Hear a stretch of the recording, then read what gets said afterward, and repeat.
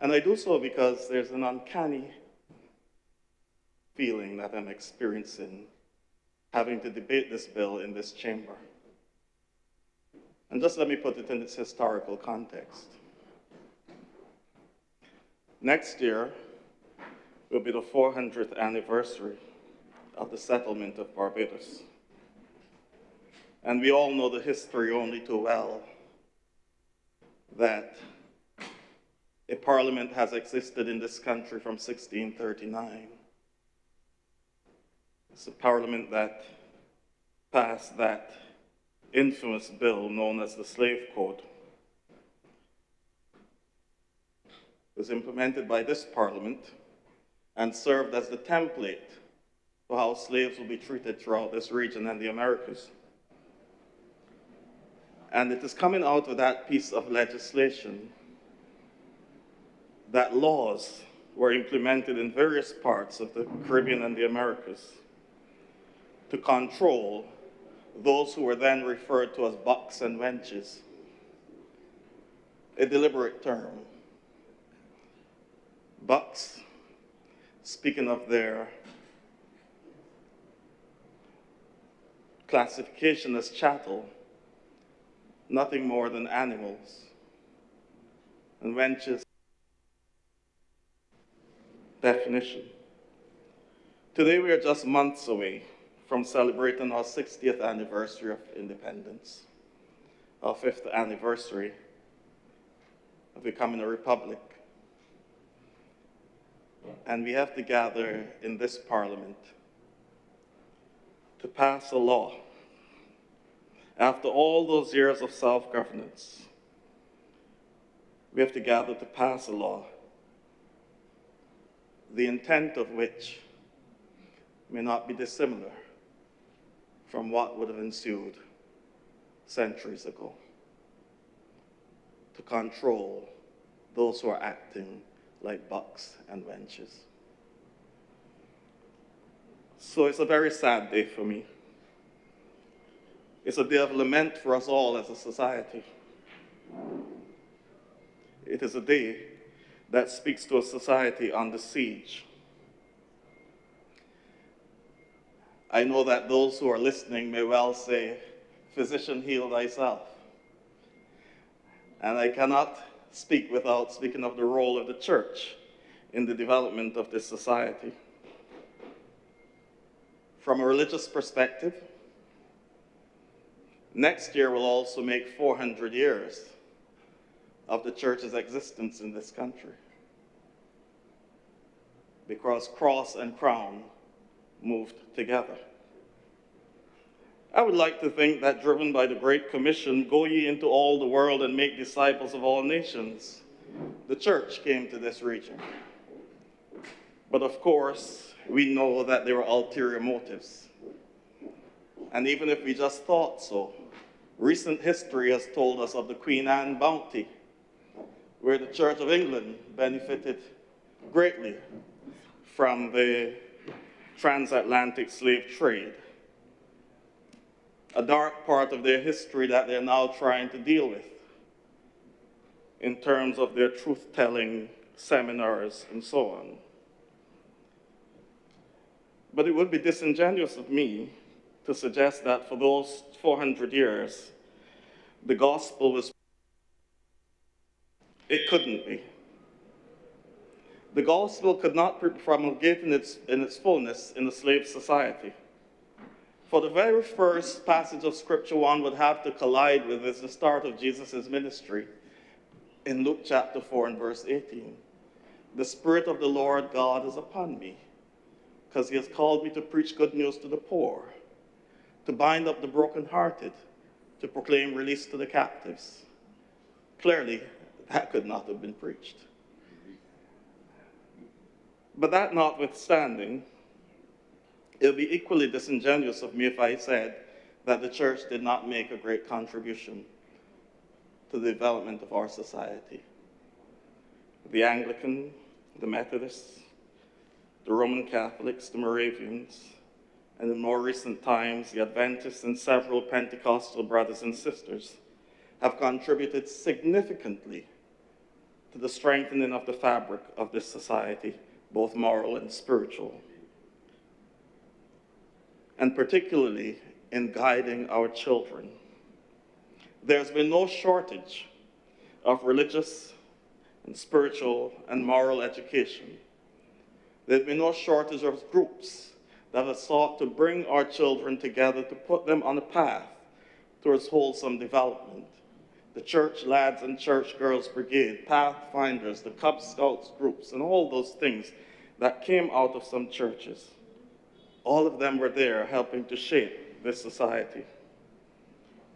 Over time, however, I believe that those of us who are in the church would readily say that the carrying out of the Great Commission now, going to all the world and make disciples of all nations, really means going out by your doorstep. Because Barbados has become a foreign place. Foreign, not only in the people, in the ethnicity of the people that we have here, but the ideologies that currently exist within our community. Unfortunately, as I said, our society has fast become foreign.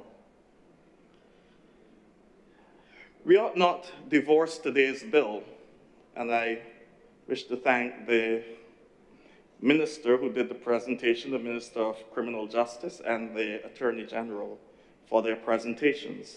But we ought not divorce today's bill from the Interception of Communications Bill, which we passed last year, because we understand the reason why we passed it.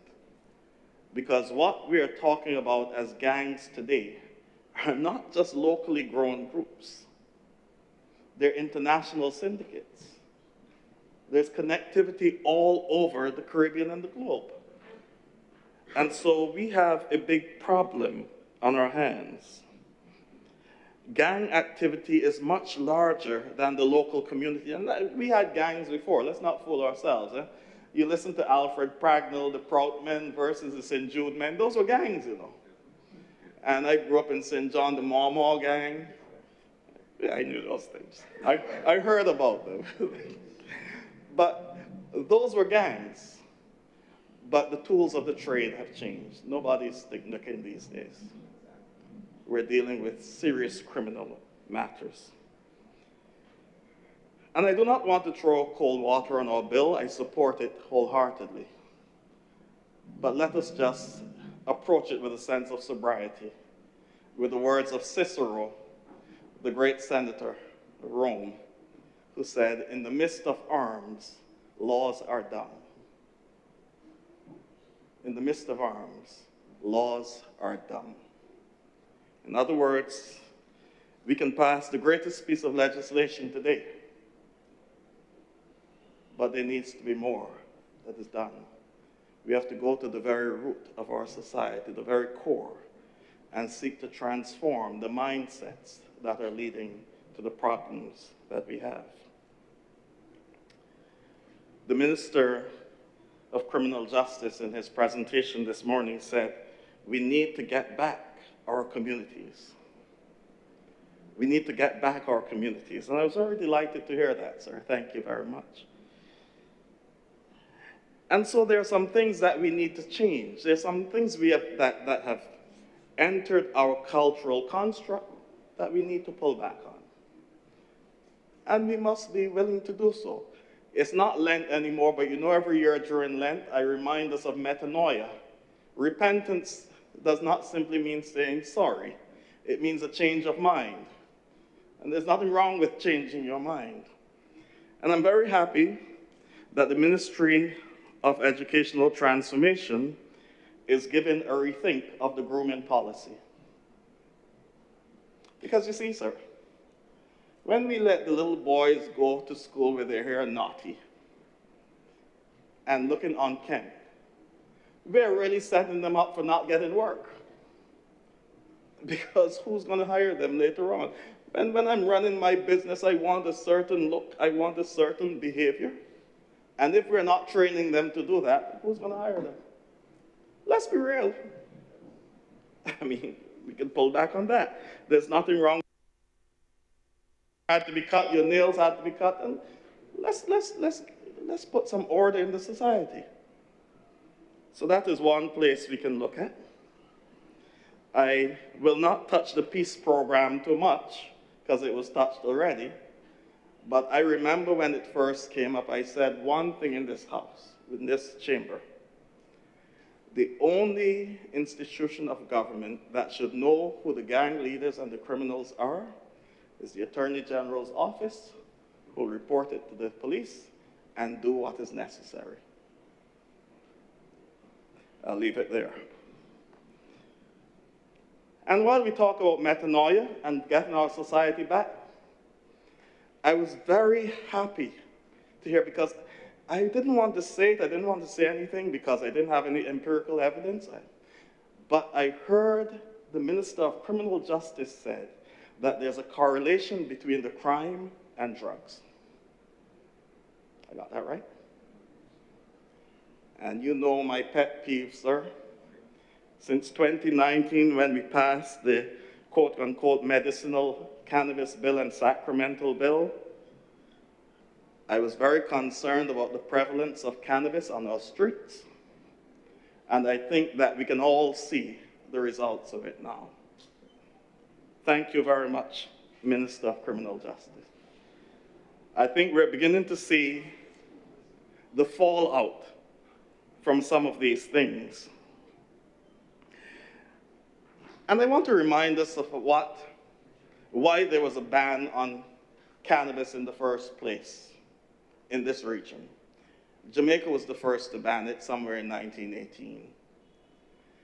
Because when the East Indians came to the region, they were the ones who introduced cannabis to the region, by the way. When they came to the region, they came with their religious pundits. And one of the holy groups in Hinduism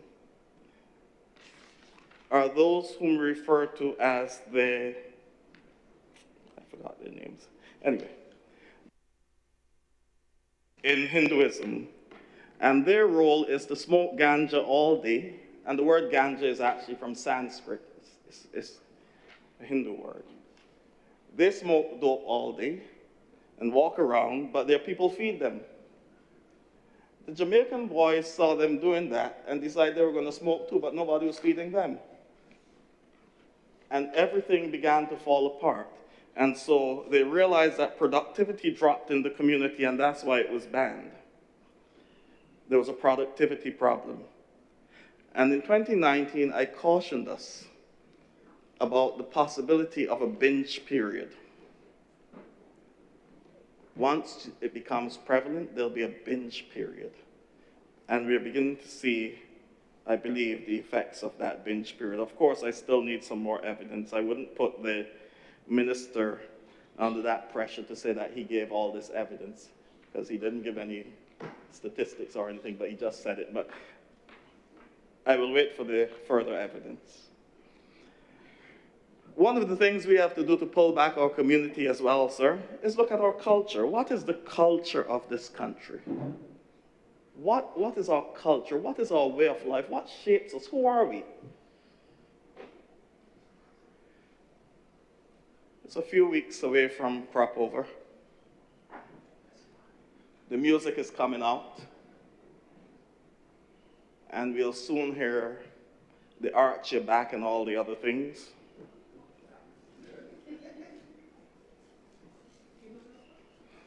I've heard about it. And the instructions for our young ladies, some of which cannot be mentioned in this chamber. When you hear the clips from these fetes, when you hear the clips from these fetes and what the DJ is instructing young women to do,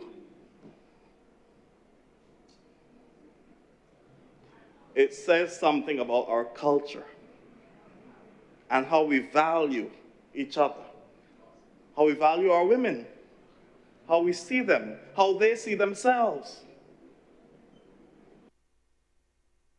Back some things. I was mentioning to one of the members downstairs that I was sitting listening to one of our reputable radio stations, and I'm hearing songs with cursing. Yeah. In Barbados. On the radio. It's almost as though we've come deaf to vulgarity and obscenity. So when we talk about culture, we have to pull some things back, our community. And perhaps I should speak directly to our cultural practitioners. Listen, we give you the opportunity to come into our homes at least once a year. Come with something positive. Come with something clean. And I'm not saying this to be a prude, but look at where Trinidad is and look at where you are. Let's not fool ourselves. This bashment thing about walk up on this and bend your back ain't going nowhere, you know. Listen to the artists that are coming out of Trinidad and the musicality and the quality of their lyrics. Clean. We have to get serious about our craft. And it's not for a lack of education. You have the ability to produce.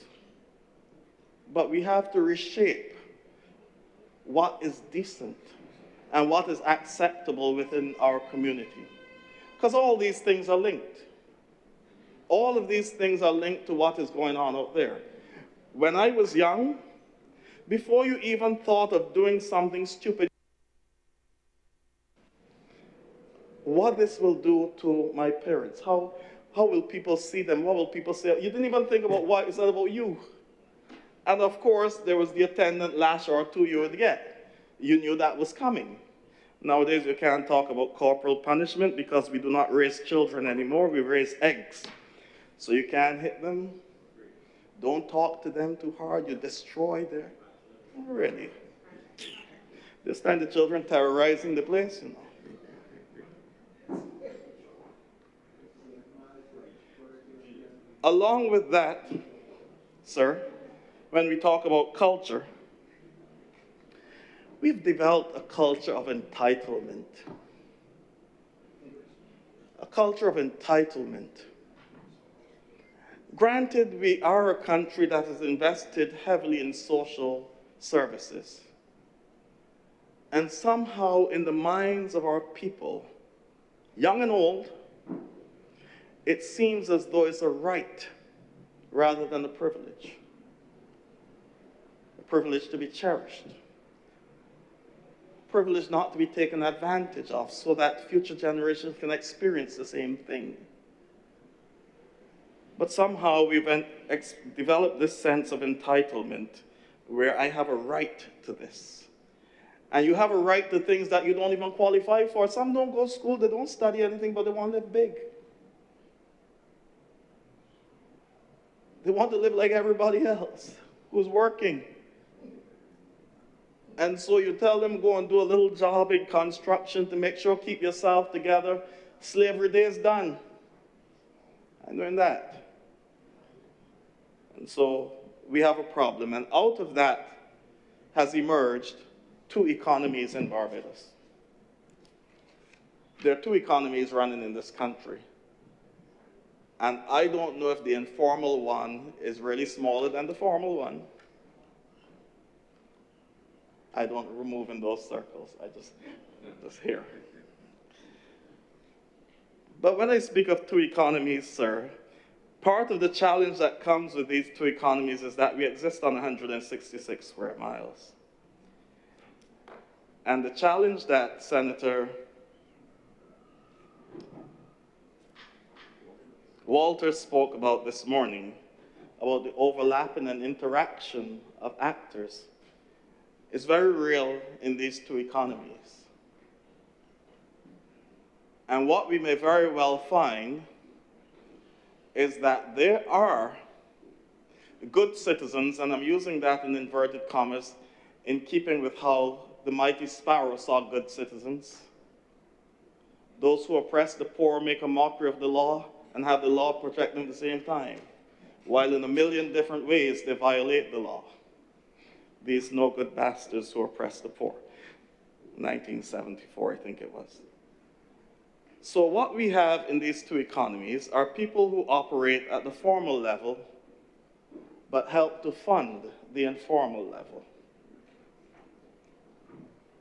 And so when we ask questions about where the guns are coming from and how's all these drugs get into the country? But they're being funded probably by some very good citizens, in inverted commas. And of course, if we're going to get our communities back, the age-old problem of civics comes up again and again, what it means to be a citizen of this country, what it means to be a part of this republic that we call Barbados, and recognizing that my actions impact what happens to this country and how this country is seen. And so somewhere in the minds of our people, there should be this thing, but if I go into this crowd and shoot this gun, how will it affect my sister who works in the tourist industry? Or my mother who is a maid in a hotel? How does it affect the outlook of Barbados in the eyes of the international world? But nothing like that seems to cross the mind. This is as I was saying to the board of the school of which, the board of the school that I lead. You know, one of the most heart-wrenching things is when a little child comes before me and you know that they're in serious trouble because something they've done and they've struck a teacher. Once you strike a teacher in school, that's almost written off. But what I've been telling them is that some of these little boys don't have the mental capacity to reason that if I throw this bottle at him and it misses, it might hit somebody else. All they can focus on is throwing this bottle. And they grow up with that mindset until they get a gun in their hands.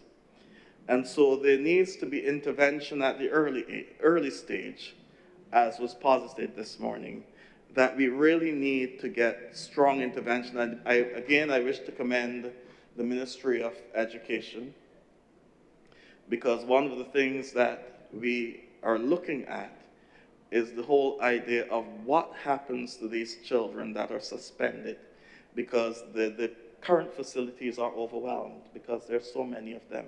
And we really need to do something to make sure that they're in a place that can assist with their development.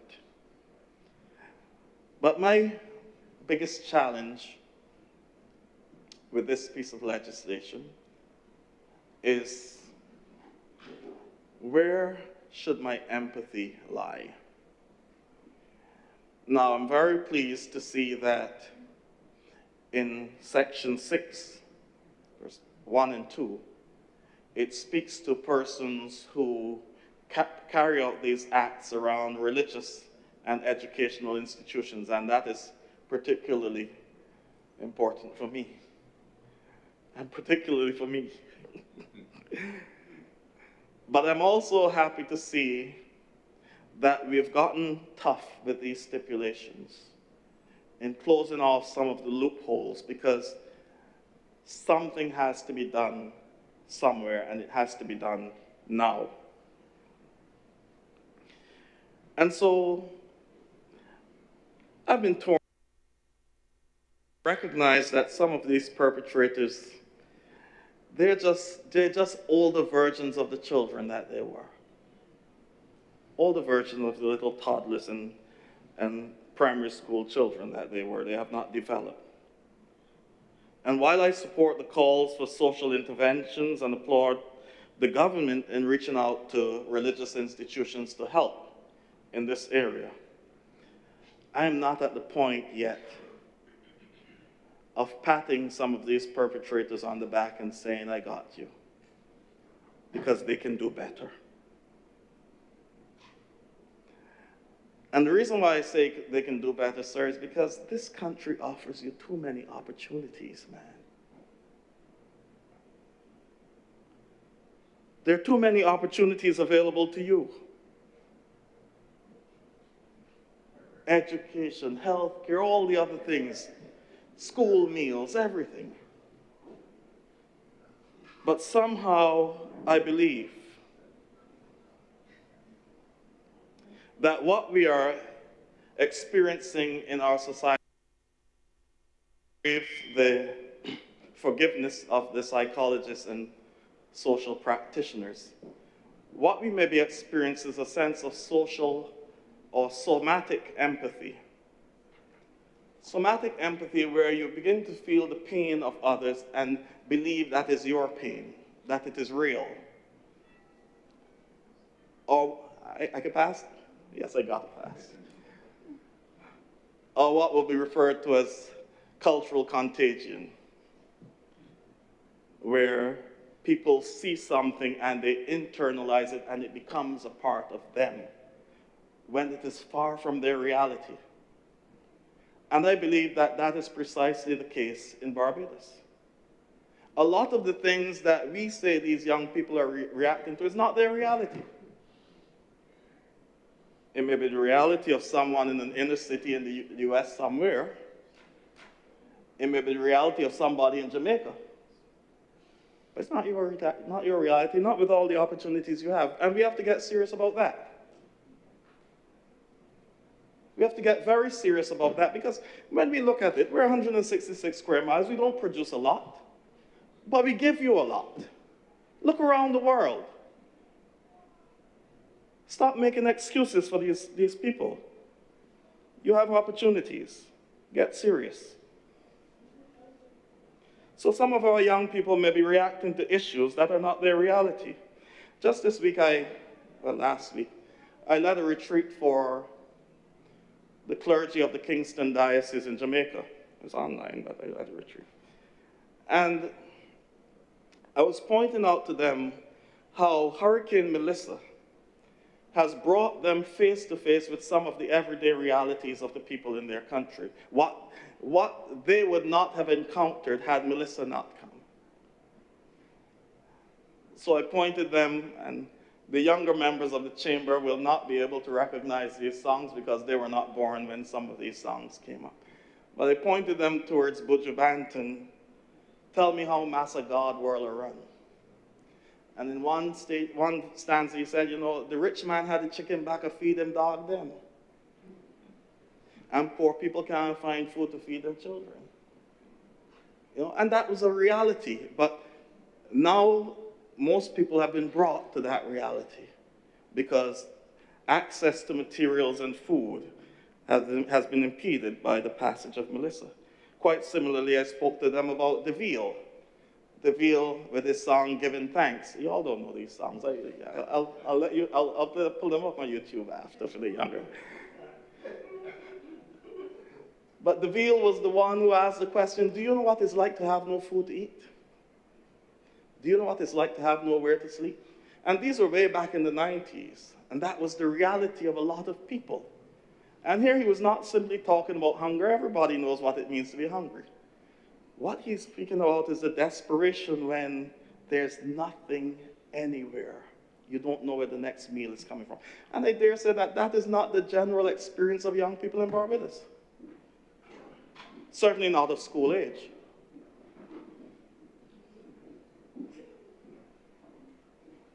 And then, of course, brought them into experience of Richie Spice, which the younger ones may know. Earth a run red. 10-year-old look them want tea bread. Again, I don't know if that's the reality of the majority of young people in Barbados. We provide too many social services for this nonsense to be perpetuated in our society.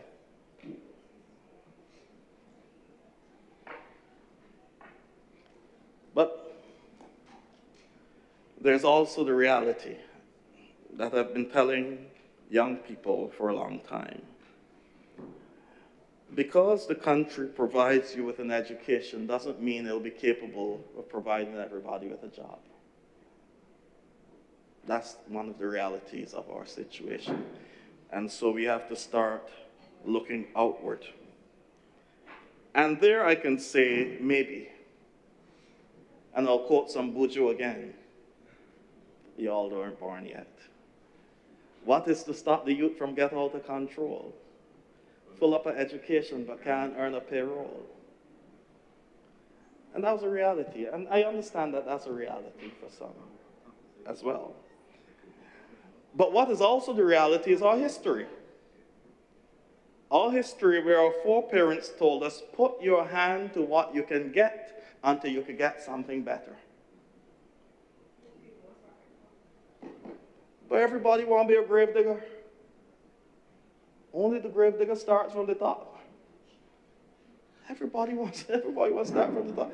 Start with what you can get until you can get something better. You tell a fellow go and work on the construction site, he ain't doing that. And let us take a look at our neighbor Cuba. You know many doctors in Cuba do menial tasks? Because you have to survive. You have to keep yourself and your family going. Work with what we have until we can get better. Yes, and leave here. And as one of our Calypsonians said in TC, go down Flatbush dodging in immigration and doing 10 jobs and so on in New York. Or as one sitting amongst us said, I don't know if I might get this quote wrong. Here they won't raise a hand to cut a cane blade. Yes, I think I got that right, yes. Legendary John King. I cut cane, I let you know that, I cut cane. When I was in St. Kitts, I cut cane. We used to get a row of cane. The plantation used to give the boys a row of cane, and you come home after school and you cut what you could, and you got a few dollars at the end. And I went to lodge. I'm tired, sir. It's not that I don't love my young people and so on and understand some of the things they're going through. But I'm tired making excuses. I'm tired making excuses. Because my empathy has to lie elsewhere.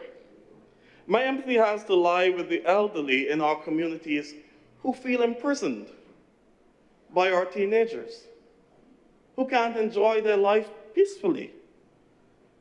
My empathy has to be with the little children who can't run around in the streets anymore and go on the playground in their community. My empathy has to lie with the family of innocent victims of some of these heinous crimes. And if you may permit me, sir, the most recent murder we haven't had in our country on Wednesday was very dear to me. It was one of my former students at Ellerslie, one of my cricketers. Nice left-arm spinner, left-arm batsman, left-handed batsman. And he was a part of the winning team in the Sir Garfield Sobers International Tournament in 1997 when I coached them. Yes, I coached the team in He was one of the winners. He was there. And it was very sad, nowadays, you see things before you hear them, so you're scrolling through and then you see a face. And the headline under it says, he's gone. And I want to extend condolences to his family and all involved, his children, and pray for strength for them at this point in time as they go through this time of bereavement. But what bothered me, sir, was a story carried in one of our local newspapers where someone recounting the incident said, we heard the shots, but we thought they were testing. We thought they were just testing, but then afterwards we heard more. We said, no, man, they ain't testing. So it is a common thing to hear testing in our communities. And something is wrong with that. Something is very wrong with that. I can't imagine how I would live in a community with testing constantly, and it has become just background noise. But the one that still bothers me, sir, and permit me to mention this, I'm mentioning it for a different reason, was the death of Randy Salmon 4 years, about 6 years ago. Not man, down on the bottom there by St. Winifred's. That still bothers me. It bothers me because of the story. And that man was about 14 or 15. He told his mom, "Mom, I'm not taking in this work. I'm not understanding it. If you give me some money, I'll get some nuts and I'll go out and do my thing." And she took up the little she had and gave him the money, and that man would turn over and turn over his money. He could have gone on the block. He could have gone and done something nefarious. He turned over. And he wasn't one of these salesmen you pass him by hard. No. That man was there quietly, just doing his job. Every day in the burning sun, in the rain. He was able to buy a little car, a little van. His daughter was at university. That man didn't get to see his daughter graduate.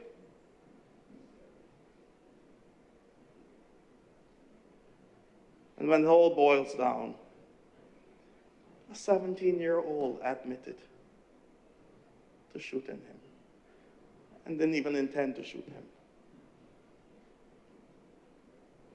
That bothers me. It should bother us all. And that's why this legislation is much needed and should be even more punitive. Because we have to get serious in this country. We're running a country here, not a patty shop. If you want to do nonsense, there are things that will happen to people who do nonsense. And we have to stop making excuses for these people. And so I was very happy today when I heard the Attorney General said that there are stronger stipulations and we're covering these loopholes to make sure that we get everyone.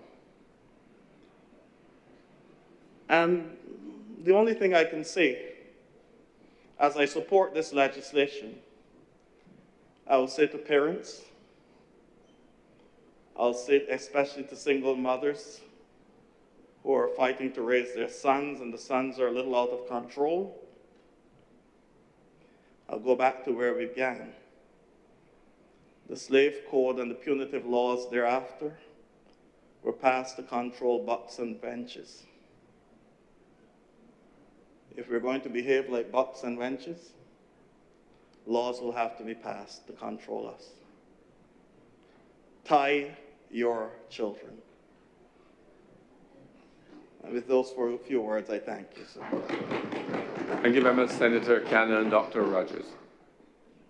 Yep. Senator Trim.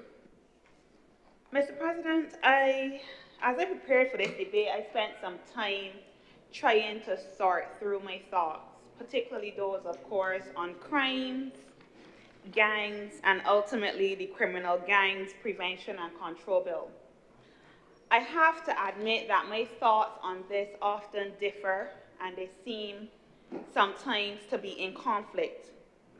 I think about the social realities that have shaped many of the young people who find themselves caught up in crime and violence, and I listened to Reverend Rogers, and he mentioned that some of the things, such as being hungry and having nothing to eat, he didn't know that that was really a reality for a lot of, generally. So I want to say that there are many young people, and there are young people and children who live in poverty in Barbados, and that's something that we have been working on, but it still exists. I think about young people who grew up in neighborhoods like mine who feel excluded, who come from broken homes, who come from bad and unstable home environments, who do not have the privilege of parents who will tell them to pause and steer them back on the right path, whose only influence are those on the block and who exist in gangs and who feel excluded from society. I think about those young people often. I think about those who I hear and who I see and who I work with who feel unseen, unheard, and who feel invisible to society, and who often exist without hope and who feel forgotten based on those circumstances.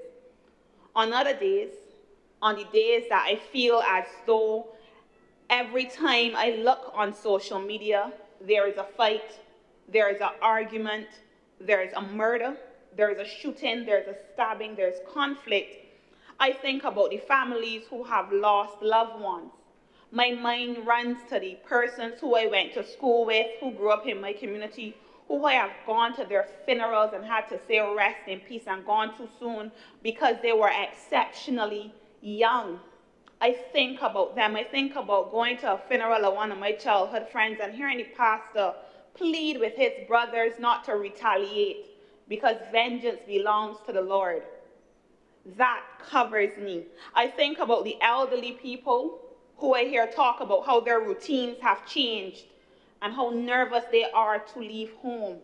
I think about the fact that the apartment that we live in now was broken into before, the building upstairs, and the fear that the persons who lived above felt when that break-in happened and the brazenness of that attack, because that is part of the challenge that we are facing. It's not done in the dark. It's not done where there are no children, no people. It's done in schools. It's done everywhere.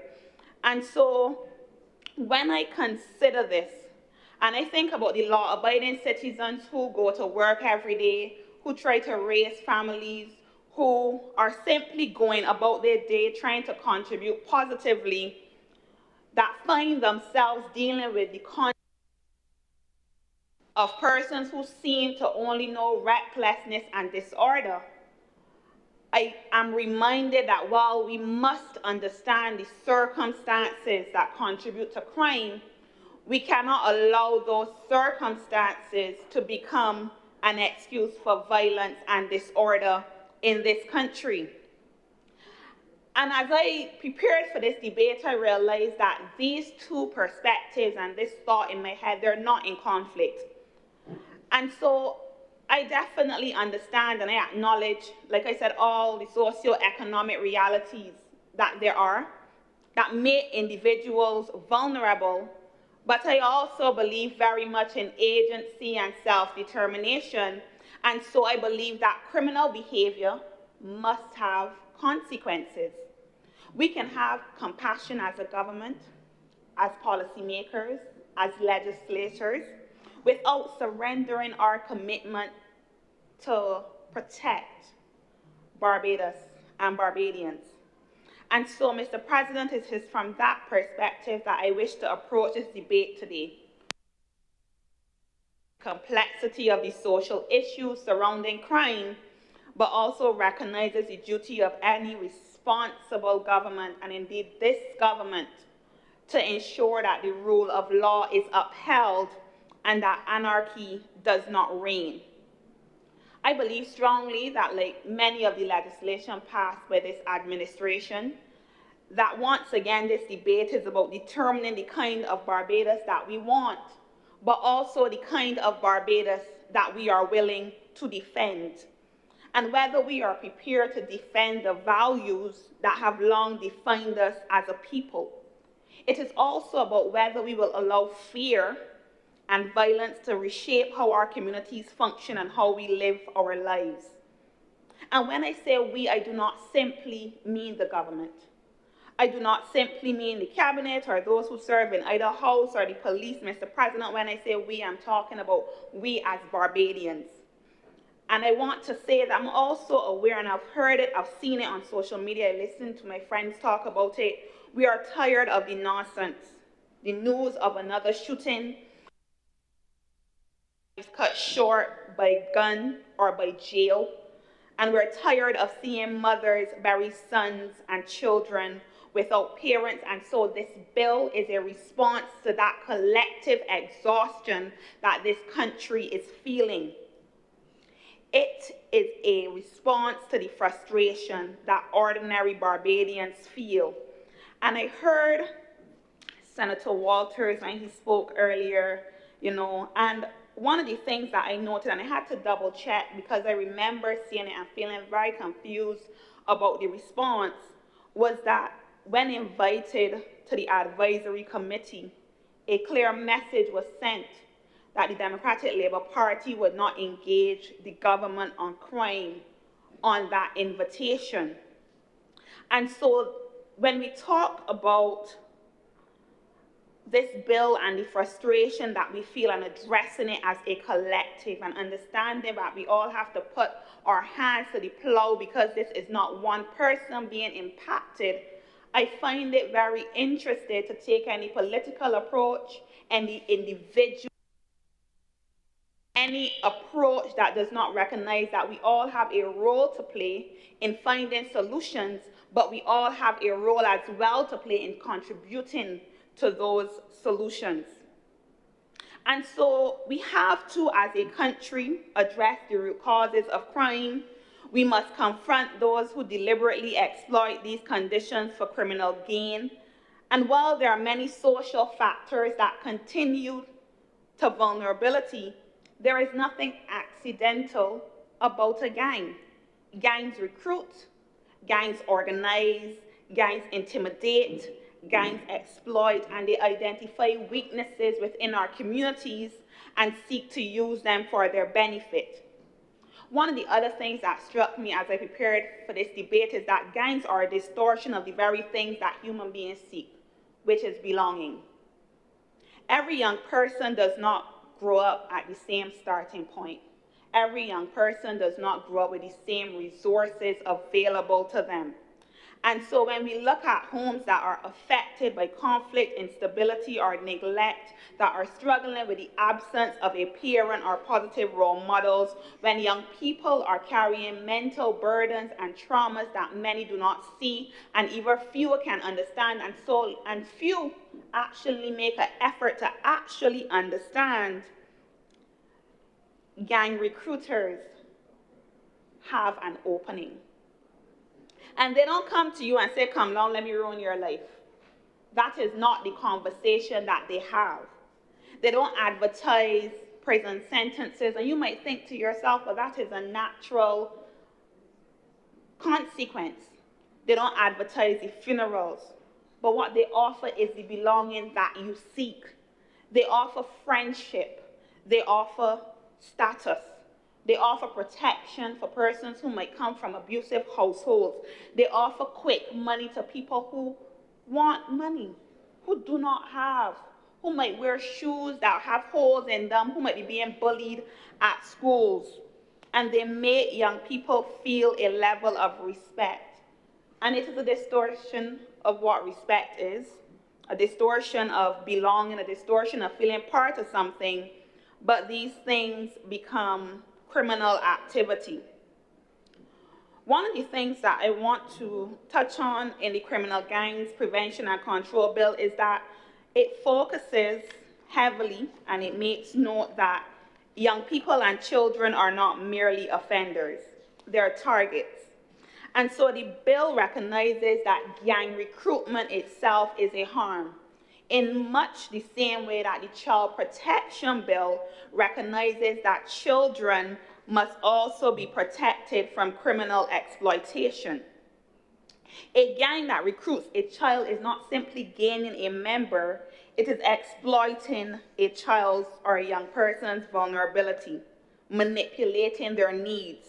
And so from this very perspective, the legislation can be viewed not only as a criminal control measure, but also as a child protection measure.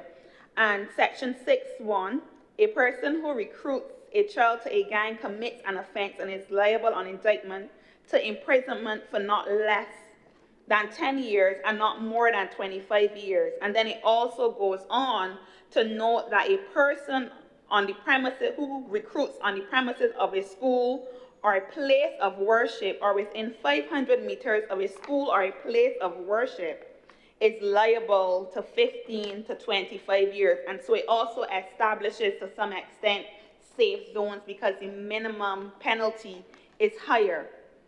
And so it recognizes that children have to be protected because they are more vulnerable. And I also want to say that if we accept that gangs are exploiting vulnerabilities within our society, then we must also acknowledge the work that has been done to address these vulnerabilities before they manifest themselves as criminal behaviors. Too often when we talk about crime, we focus exclusively on arrests, prosecutions, and punishment. Yet long before a young person actually becomes involved in a gang, there are opportunities to intervene. As someone who has worked in the NGO space for an exceptionally long time, I want to say that over the years, Barbados has invested quite a lot in the NGO space and in programs. But I also want to say more than I have ever seen before in my life. And I've been there from since I was about 14 years of age. Maybe last year to some. And so, I existed in it in a time when we saw funding cut for youth organizations. We saw the funding rolled back. We saw issues of persons having to leave university. And I don't think that we made the connections to how these things impact people, how they impact young people, and how their effects are lasting on people. Not being able to go to university, get a degree, not being able to participate in certain activities can change the trajectory of a life in a way that sometimes people find difficult to regain their footing and find themselves once again. And so in these opportunities for intervention, and there are quite a few, but one I want to touch on because it was mentioned before is the National Peace Program. And I think it is unfortunate that the National Peace Program has been reduced to very simplistic talking points in some interests, in some ways, or political sound bites. And that there are those who attempted to paint the program as one that merely engaged with criminal elements. But that characterization, Mr. President, ignores both the intent and the reality of the work being done, because the peace program was not meant to simply take over the job being done by many of the CSO, the NGOs across, and the CSOs across the island. And it was founded on the recognition that if we are serious about reducing violence, we must be prepared to engage with those who are most vulnerable to becoming involved in it. But it is not enough to simply prevent. We also had to intervene in those who were already involved in it to steer them in another direction. Because we have to be prepared to work with young people who want to change their circumstances, who want to leave violence behind. And so the program has engaged with young people in a way that recognizes that young people need different types of skills to fill different gaps, that every young person does not need the same intervention.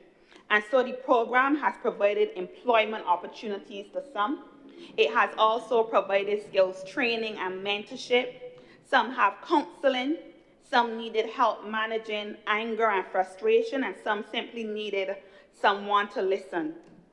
And if we delve into some of the programs which are supported by the National Peace Program, you have the Skills for Life program, and that program engages, and it's been in the media recently, it engages with young men to teach them various skills. You can learn bartending, they were doing landscaping, auto mechanics, and they're also exposed to self-development and soft skills.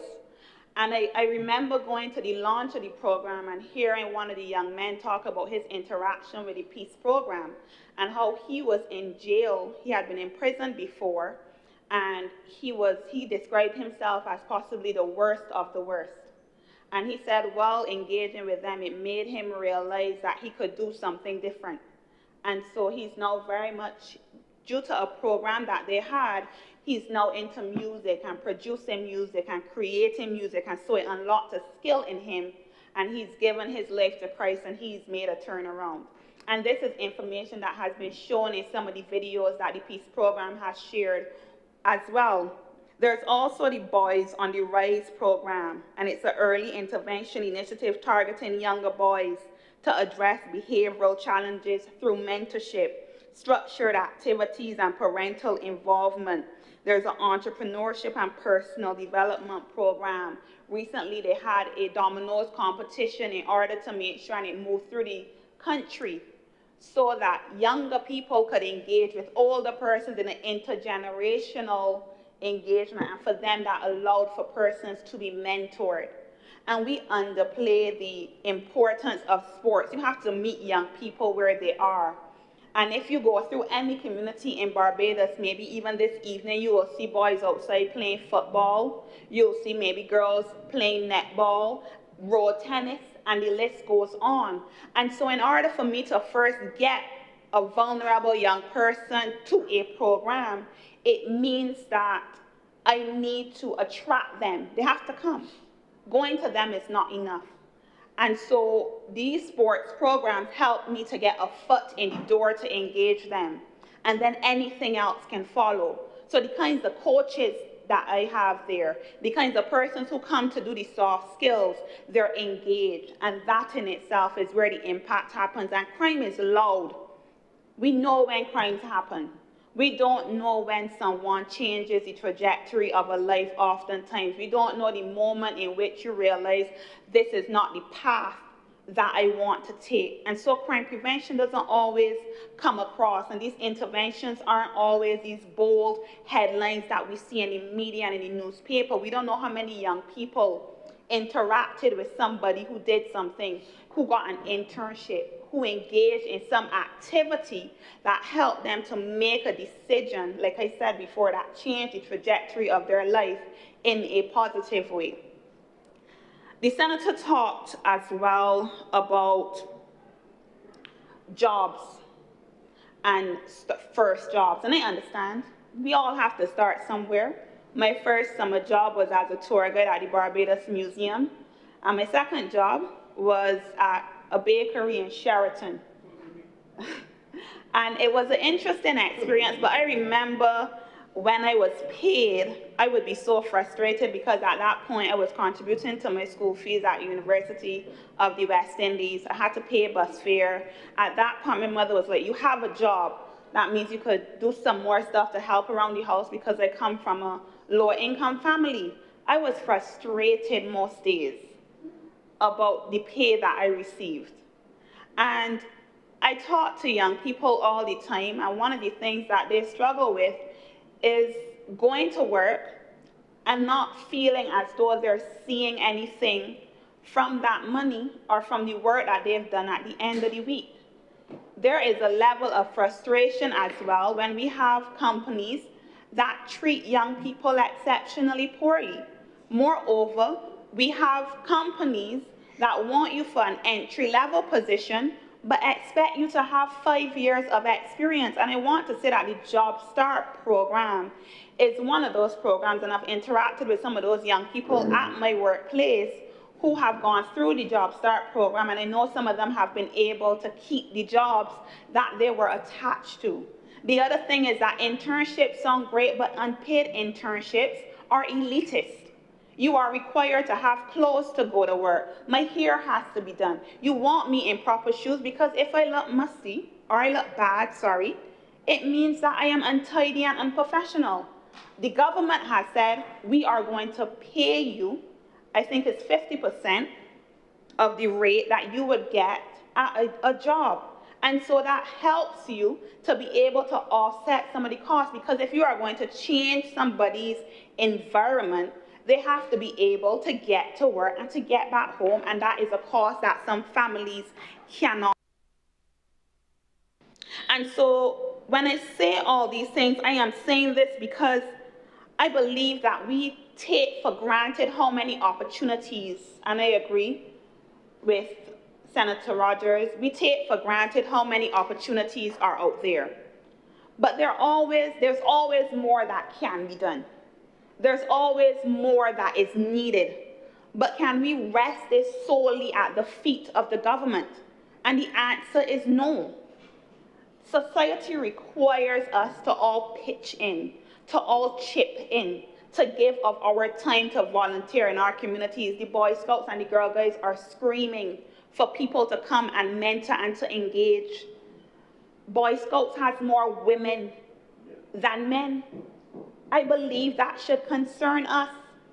We are looking around and we are seeing that NGOs cannot find people to support them. They're struggling for sponsorship. And if you are saying to young people to volunteer, to give back, to do all of these things, then it cannot simply be the expectation that the government is going to do all of these things. So every time I see private sector companies invest in programs and initiatives, particularly by partnering with youth NGOs, I am particularly pleased because we do not need to reinvent the wheel. And I am not suggesting that every intervention succeeds or that every individual embraces the opportunities placed before them, because when we say you could take a horse to water but you cannot make it drink, we don't simply mean the ones at the garrison. It means that I can do all I can for somebody, I can place the opportunities right in front of them, and some people will turn away. And we have to be willing to accept that reality. We have to be willing to accept that as much as we do, there will be a small few, and I want to say at this point that it is not a vast majority of young people who are doing these actions. And so when we talk about restructuring programs, yes, we should ask why some young people are engaging or receiving the programs in the same way. But dismantling a program that serves 500 where you see 480 coming out, or you see the vast majority coming out successful, defeats the purpose to me. But you have to ask yourself, is there another way to capture the ones that we have lost? So we cannot abandon prevention and intervention. So the bill before us is important, and it is necessary because prevention and intervention are not sufficient on their own.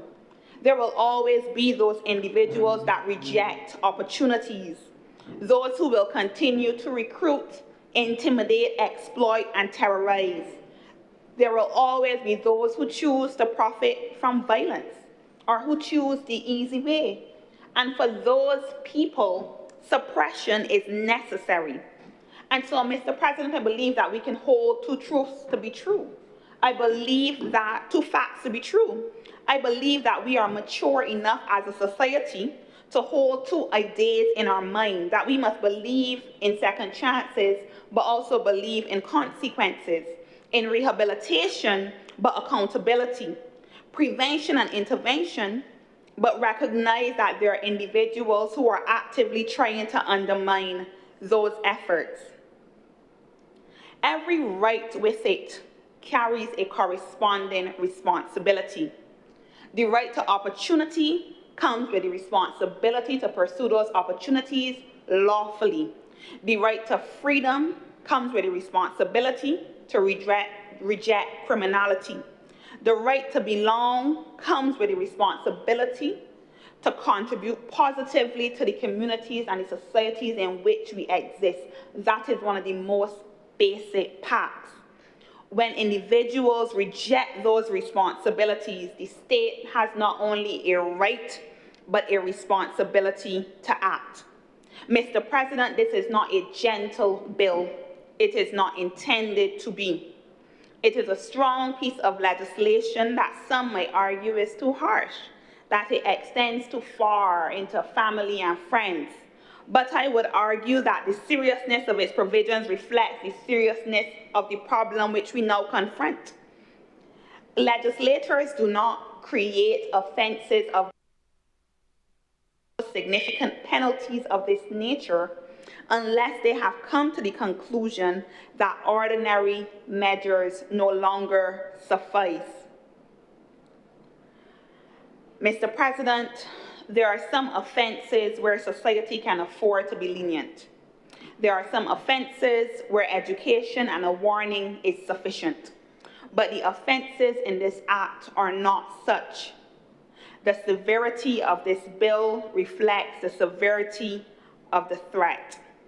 Recognizing that social realities contribute to crime does not mean that Barbados must accept criminality.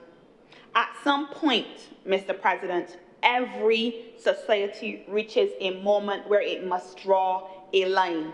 I believe that Barbados has reached that moment and that this bill is such a line. We have spent years discussing the causes of crime, poverty, inequality, opportunity, family structures, and social exclusion. These conversations are important and they must continue and they will continue. The interventions are important and they must continue and will continue through the Social Empowerment Agency, the Adopt a Family Program, the 1,000 Families Program, and all the other programs that have sought to address these challenges in a comprehensive way. But while we discuss causes, communities are demanding action. While we discuss causes, families are grieving. While we discuss causes, law-abiding citizens are asking a simple question: how many more, and when is enough enough? To those who genuinely want to change their lives, Barbados will continue to support you. To those who are searching for opportunity, Barbados will continue to invest in you. To those who are willing to contribute positively to society, Barbados will continue to open doors. But the time, Mr. President, as I close for excuses, has ended. The time for the rationalizations has ended. The time for believing that anybody should behavior has ended. Actions have consequences. Choices have consequences. And if you choose to engage in organized criminal activity, if you choose to prey upon vulnerable young people, if you choose to spread fear and violence throughout our communities, then you must be prepared to face the consequences that flow from those choices. And through this bill, this government and this parliament is saying that we have a responsibility and that we will protect you. And it is for that simple reason, Mr. President, that I support this bill and I am obliged. Thank you very much, Senator Tripp. If there are no speakers, we'll close the bill. Senator Goodrich. Thank you, Mr. President. Sir, thank you, and good evening at this time to all the other honorable members who are here. And today I'm going to have a meaningful discussion on the Criminal Gangs Prevention and Control Bill 6. Now, sir, let me just start by saying that I unequivocally support the fundamental objectives of this bill, right? And no person right now in Barbados can deny that Barbados is facing a troubling evolution in criminal activity. And no person, Mr. President, could rightfully stand and say that gangs do not really exist in Barbados, and it's just groups who are operating in isolation, because currently in this country that we live in, we know what is happening. We've heard about all the gun-related activities, and we know the mothers cry. And we know, sir, that we have to respond to these criminal offenses in a way that is robust and decisive, and in a way that will bring rectification to this gang issue in Barbados. Because, sir, we know the borders are open. We do regional integration. We have CARICOM. There's a possibility that, you know, gangs can come in. Not all the gangs may be from Barbados. We've opened the doors, and these are things that could happen.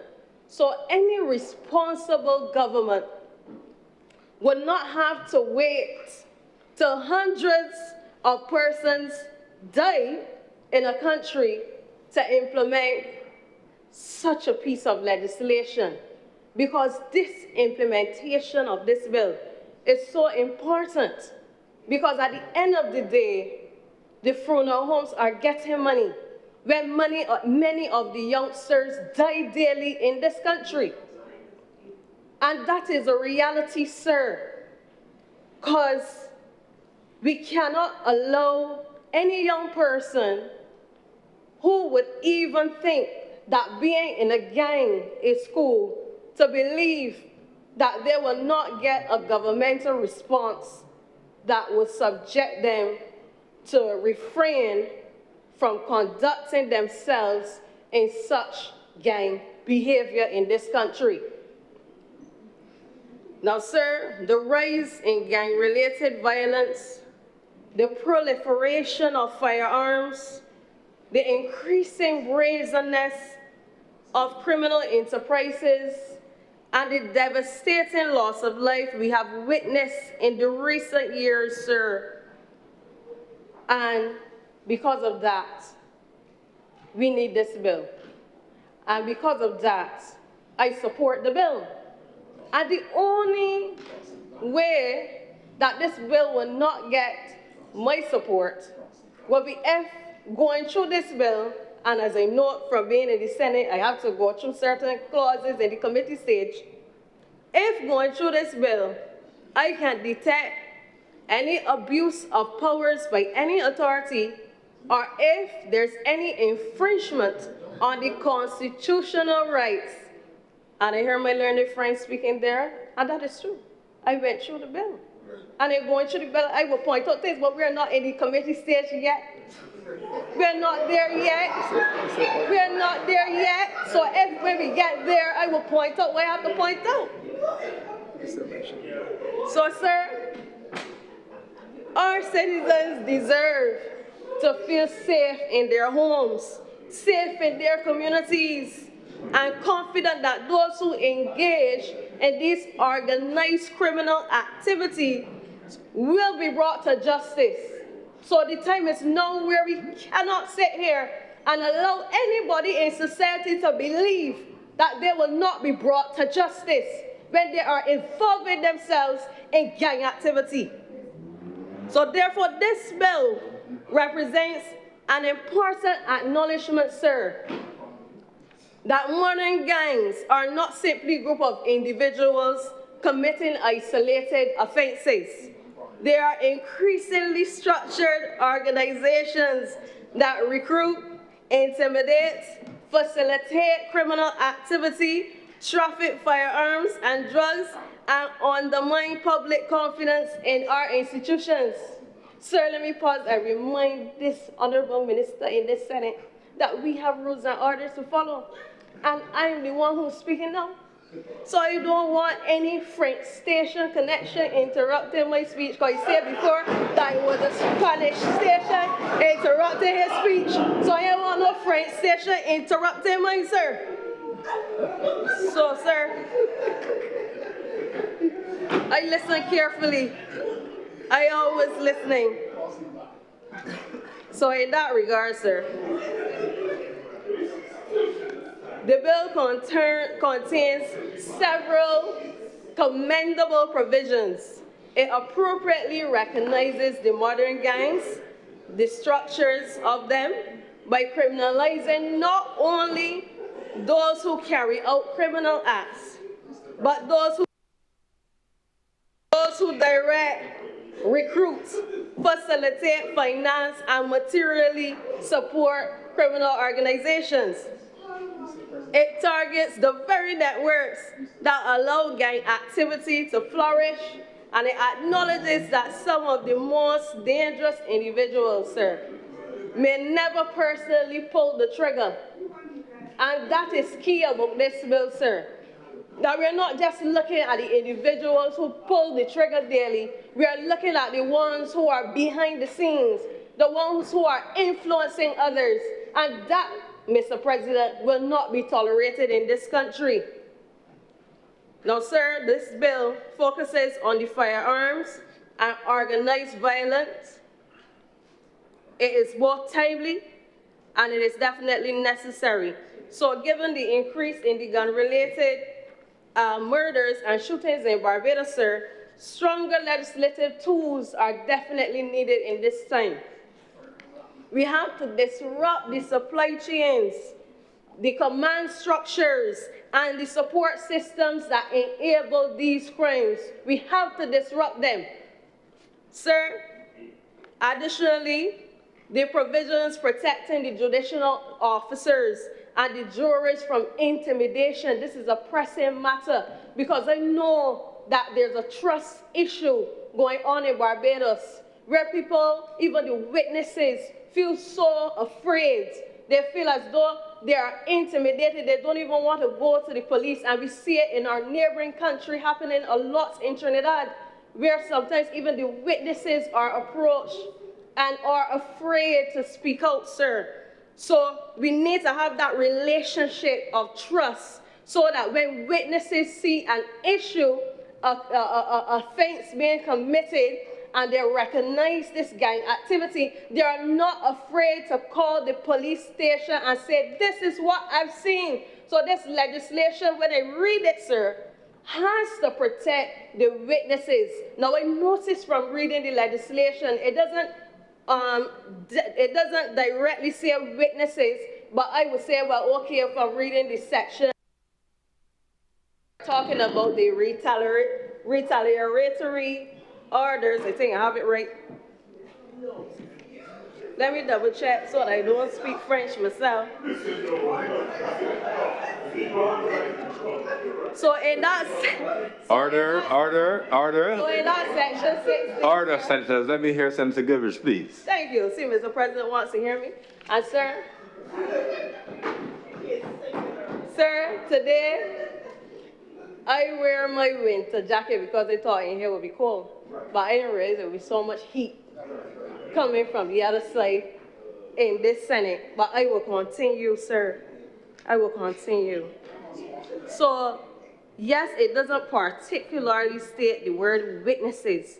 But I would say if witnesses are being intimidated in any form or fashion, whether it be judicial officers or witness, we are saying no. We will not tolerate it. And the penalty should be harsh when it comes to that, sir.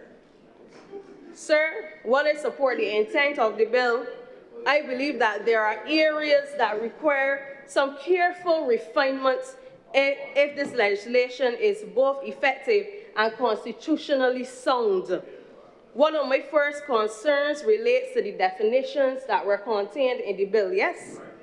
The success or failure of any criminal statute, sir, often depends upon the precision of its language. So several terms that carry significant legal consequences are either undefined or insufficiently defined. So these include words such as counsel or counseling, facilitation, encourage, support, benefit, and association. Oh, it's a simple request, just to have those terms clearly defined. And I say that because the term counseling could be problematic because a youth worker may counsel a young person to leave a gang, a pastor may counsel a congregant against criminal activity, a parent may counsel a child to get back on a straight and narrow path. All of that is counseling. An attorney at law provides legal counsel. Without a statutory definition is my point, sir. That clearly links counseling to the encouragement or promotion of criminal. Without a statutory definition, sir, that would clearly link counseling to the encouragement or promotion of criminal gang activity, the legislation risks ambiguity and unintended interpretation. Now, that is not something that is new to us, sir. This happens. Ambiguity happens. Interpretation is necessary. That's why you have the law courts there for.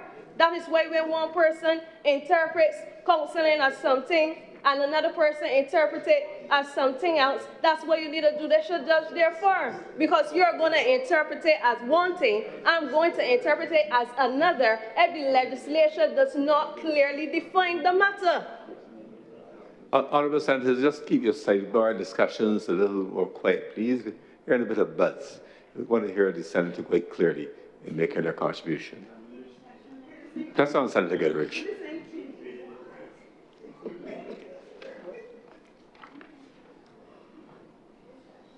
So, sir, I therefore respectfully suggest that consideration would be given to the language that more explicitly criminalizes counseling, directing, advising, or encouraging a person to participate in criminal gang activity, thereby I want the right removing... Senator Trim. Just a second. What do you write? On a point of order, What's the point of order? the honourable member is misleading the House. Section 9 of the bill explicitly states that a person who knowingly counsels, gives instructions, or guidance to, finances in any manner, or otherwise provides support to a gang leader, gang member, or gang in furtherance of his participation, and so it clearly defines counseling within Section 9 of the bill. Thank you, Senator Trim. Senator Goodrich is offering her opinion on that. She's entitled to do so. That's right, sir. Yes. Press on, Senator Goodrich. Thank you, sir. So, sir, as I said, I know that Honourable Senator would have only referred to the counseling, but it is clear, and as you have ruled, there are other words there that I had pointed to. But I will move forward, sir, because I've already made my point. So, sir, I was also concerned about the approach taken toward gang membership, because while the criminalization of gang membership may appear attractive from a public policy perspective, international experience suggests that membership alone is often difficult to prove, yes, and may create constitutional difficulties. So tattoos, clothing, social media associations, friendships, or presence within certain communities may all be cited as indicators of membership, yet many law-abiding citizens could find themselves fitting one or more of these descriptions. Countries such as Canada have largely moved toward criminalizing participation in criminal organizations rather than mere membership, sir. Such an approach may provide a stronger evidentiary basis, and I must say, like it, while reducing the risk of guilty by association. Because as I said, sir, it is difficult to prove.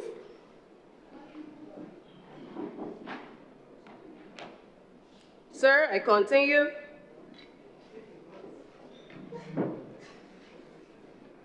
Sir, when the Minister of Criminal Justice and Legal Affairs was speaking, he would have mentioned a section about the police and the arrest without a warrant.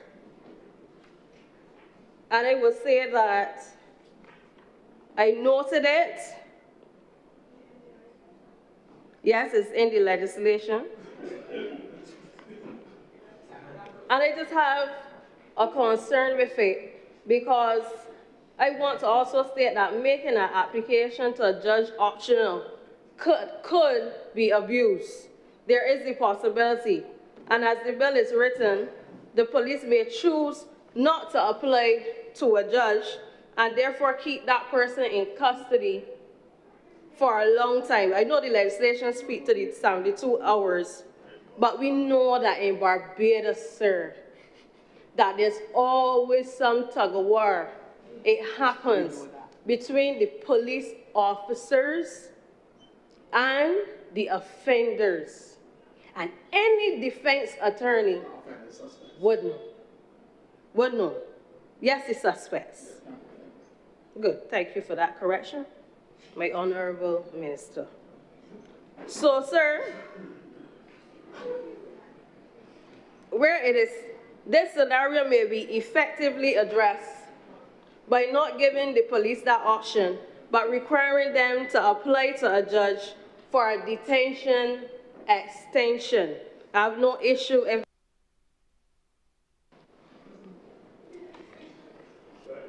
So I just wanted to make that clear, sir, because these are key things that are important.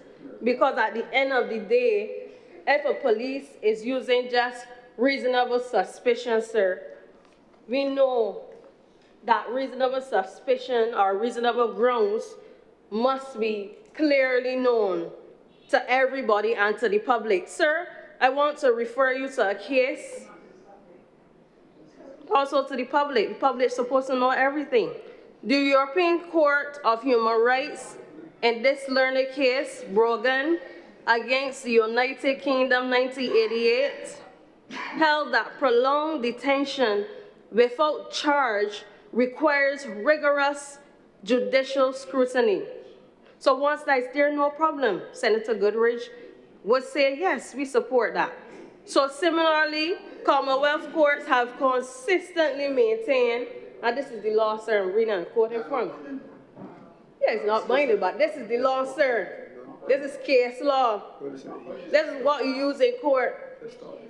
Similarly, please note, Senator Goodrich, the Commonwealth Court. Senator Goodrich, please note for the record, as you're going to be quoting and citing, you need to make it a document of the Senate as well. Yes, sir. Okay, thank you. Press on.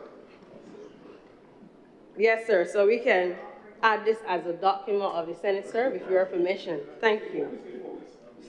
So the Commonwealth courts have consistently maintained, in this case it was said, this is a principle of law, that preventative detention policies just cite the case and give the so anyone who wants to check it, what's the case again? Brogan against United Kingdom. Please ignore them. Just press on, please. Sir, press on, Senator Goodrich. Even if I withdraw the case, I would still use the principle from the case because the principle is still relevant to now. No, honourable senators, I'm having. Senator Goodrich, just cite the case and press on, please. Anyone who has a challenge with it will say so in their presentation. We're not at committee stage, so there's no back and forth debate on the matter. You cite your case and press on with your argument. This is your argument, you press on, please. Thank you, Mr. President. So while the bill requires review by the Commissioner of Police and eventual judicial approval, concerns remain regarding the broad threshold of reasonable suspicion and the possibility of detention based on intelligence that may never be tested in an open court. Sir, another area too that I wanted to look at today, sir, is the concern with the burden of proof. So the Privy Council, sir, has repeatedly emphasized that the presumption of innocence as a cornerstone is the cornerstone of constitutional democracy. So in the case of the Attorney General of Hong Kong against Lee Kong Q 1993 AC 951, the Privy Council warned against legislative provisions that effectively shift the burden of proof or permit convictions based upon presumptions unsupported by clear evidence. So, sir, without going into the Section 11, subsection 2, which places a burden on the accused to prove that he did not know that a firearm or a prohibited weapon will be used in a gang-related activity, I would say I urge the Senate to recognize that it is the onus of the prosecution to prove his case beyond reasonable doubt.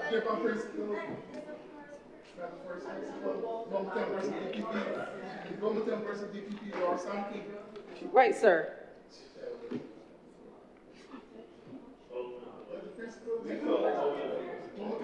So, sir, my recommendations. So, sorry, Senator, before you make the recommendation, please pass the document on to the clerk so that if other members want to check your lead document, they can do so. Yes. Thank you very much. Please continue. Sir,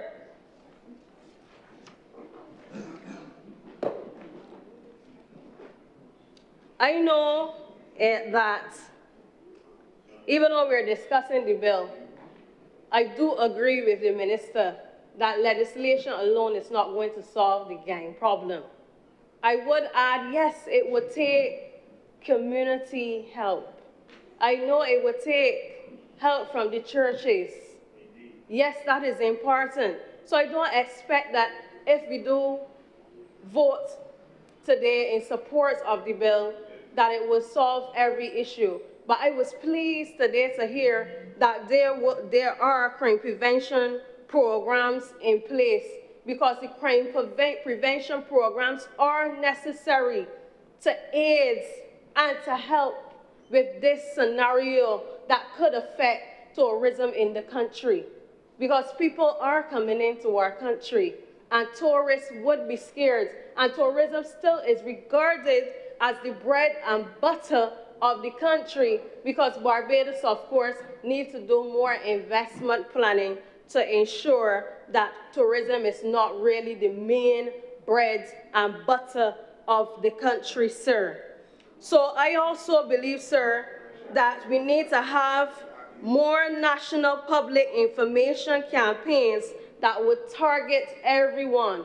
Because of course the legislation is being passed now, but there would have been persons before this legislation would be enacted that would have been involved in gangs, whether in membership or in association or what's not, sir. So, sir, I know that the passing of this bill will be a surprise to many of the persons who will, because you see photo ops and association, they were invited to some of the governmental initiatives or activities, and they might have believed that they can take pictures with certain ministers and what's not. You know, sir, those are things that happen, but this legislation will send a clear message to them that, look, they will run tonight, catch it. And it is something that they have to understand, that the government is not tolerating, no matter the photo op, sir. Now, sir, I will mention one more minor thing, and I will say it now before we get to committee stage, that there was a misplacement, there was an error, sorry, in labeling the third schedule of the bill. And sir, I thank you so much for listening to me today. That's the end of my submission. Thank you very much, Senator Goodrich. Senator Rainford.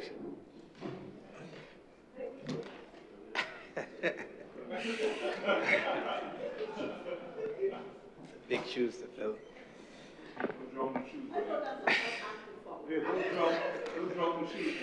That's no problem. Thank you very much. Good afternoon, all. Mr. President, Senate colleagues, and broader Barbados. Today, we're given the opportunity to deep dive and debate over the Criminal Gangs Prevention and Control Bill for 2026, which is a comprehensive anti-gang bill designed to criminalize gang membership, recruitment, facilitation, financing, harboring, intimidation, retaliation, and other gang-related conduct. As a 38-year-old Barbadian, I feel blessed with this opportunity to review and debate such an important piece of legislation in our island's future. But I feel sad at the same moment, and I am also scared. I feel sad because I have watched this country evolve into a Netflix series over the last 2 decades. No government, no opposition, no religious faith, school, private sector, nor citizen is spared the blame, as we have all sat through this negative evolution of our society. I can't speak in hindsight and say that we knew what to do, because we have possibly never experienced the pace of crime evolution in our history like we are experiencing today. This has also made me very scared as a citizen and a businessman and a person involved in cultural activities. As Senator Reverend Rogers mentioned, the sad story of the passing of the Nut Man, that was a murder.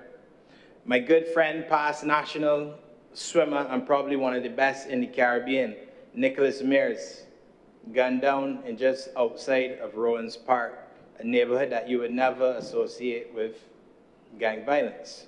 So it seems it can touch us at anywhere. And he was just selling coconut water on a Sunday morning. One that we didn't speak to, which I think some of the younger senators might know from our age group, and probably one of the best young footballers ever in Barbados history, Sherwin Success. Lyman, amongst his friends, got up and was also taken. So the intent of this legislation is to give law enforcement expanded powers to investigate gangs, detain suspects, and prosecute not only direct offenders, but also those who support criminal organizations. The bill also creates enhanced protections for witnesses, jurors, prosecutors, and judicial officers. Legislation is clearly aimed at disrupting organized criminal networks before serious offenses occur, rather than merely punishing for completed crimes. I wholeheartedly support such a bill, yet I'm still amazed at the depth that we have to go to in order to protect our society in 2026. I grew up hearing that youths are the future of tomorrow. Yet tomorrow never comes for over 270 youths over the last few years who have died mainly because of gun violence. And according to numerous reports, it is gang-related. We are in a position in our country's history that we must now act, not play politics, and not leave any stone unturned. I care nothing for who you vote for, how much money you have, nor which neighborhood you're from, when it comes to securing our future as a country and society. The key features of the bill: there's a broad definition of a gang. A gang is defined as any association of 3 or more persons that engage in criminal activity, intimidation, violence, or obtains material benefit through gang-related activity. The group need not to have a formal structure, name, insignia, territory, or hierarchy. There's also gang membership becomes a serious criminal offense. Typically, penalties range from 10 to 25 years imprisonment, with enhanced penalties for gang leaders and corrupt law enforcement officers. There's criminalization of recruitment, recruiting children and adults, encouraging or coercing gang membership and recruiting near schools and places of worship.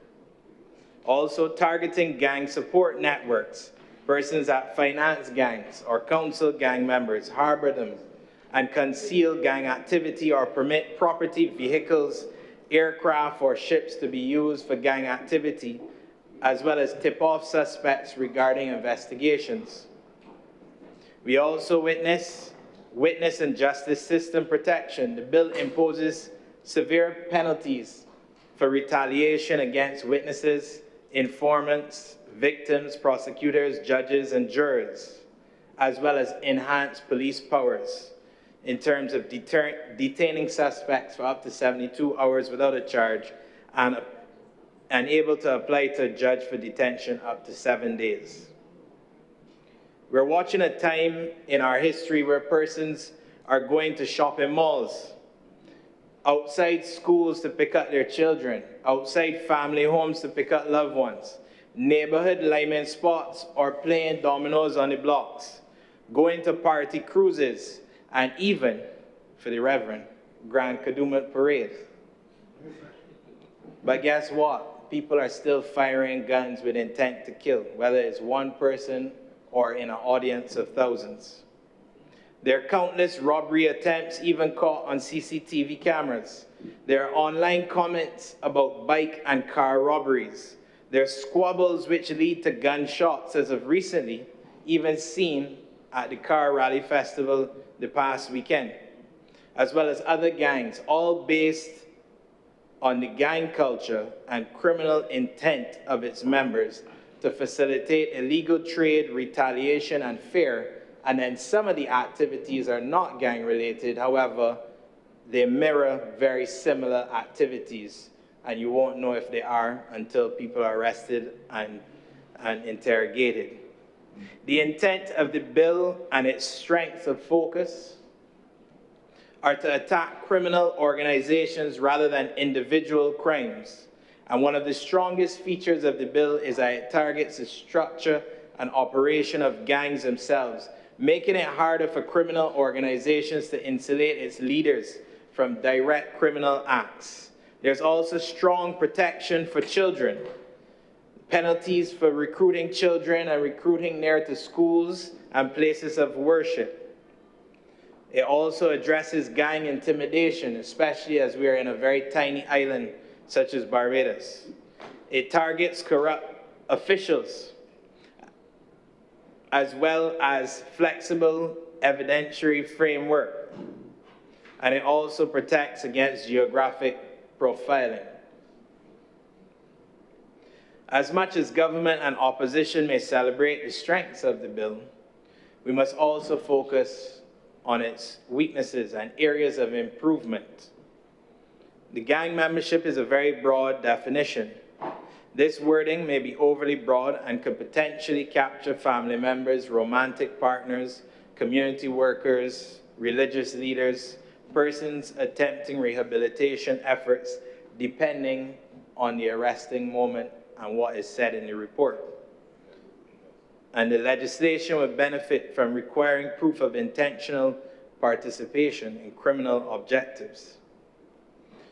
We also have the risk of criminalizing association rather than conduct. Instead, why not focus on mandatory, lengthy punishment of contribution to society for non-violent acts? These may include roadworks, drainage work, public housing building, and I will speak further to this as we go on. Extensive reliance on circumstantial evidence. The evidentiary provisions permit reliance on associations, statements, communications, shared proceeds, assistance to gang members. While useful operationally, there's potential for overreach if evidentiary standards are not rigorously applied. Detention powers could raise civil liberties concerns as well. Holding a suspect for up to 72 hours and potentially up to 7 days without judicial approval. The realities, and we've heard many stories before of what can and cannot happen while someone is being detained in beautiful Barbados. There's also a heavy emphasis on punishment. No prevention strategy listed, no rehabilitation provisions, no gang exit program, no youth diversion framework, nor no community intervention requirements. This simply means it addresses symptoms more than causes. And there's a lack of asset disruption mechanisms in place inside of the legislation in terms of gang asset forfeiture, financial disruption, unexplained wealth investigations, and freezing gang control assets a little bit more in depth. For organized crime, following the money is often more effective than imprisonment alone. Families and businesses that also benefit from the proceeds of criminal activity through gangs should have those fortunes taken away. Play foolish games, then you get a foolish return. Majority of society can be hustling legally to make a living, and then some are just balling off of criminal activities. This applies to a small and a large man in society, to the front face of gangs and the back end of gangs. We must follow the trail because it isn't always what society likes to think it is. That is the block, and it's the bad boys and the girls lining on the block. Society must also acknowledge that worldwide there have been government officials, private sector, big boys and girls, faith-based organizations, and even the granny and grandpa in the community that have been involved in leading gangs, but from the back end. I'm not ignorant to these realities, and I don't think anyone in 2026 is ignorant as well to these realities, and all need to be punished. Mr. President, colleagues, I digress to give one story. During my time as the national coach of the Barbados water polo team, in my early years, I had a crop of very talented youngsters who were eager to make themselves more than what they were at the time and to represent the country.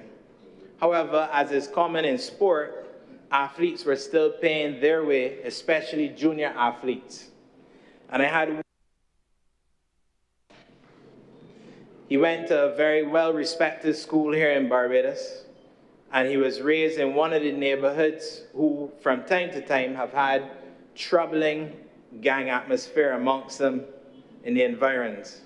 One day, he and I were talking, and he told me that today was going to be his last day because it has become too difficult to continue trying to represent the country while having to pay for everything and help his mother at home and juggle school.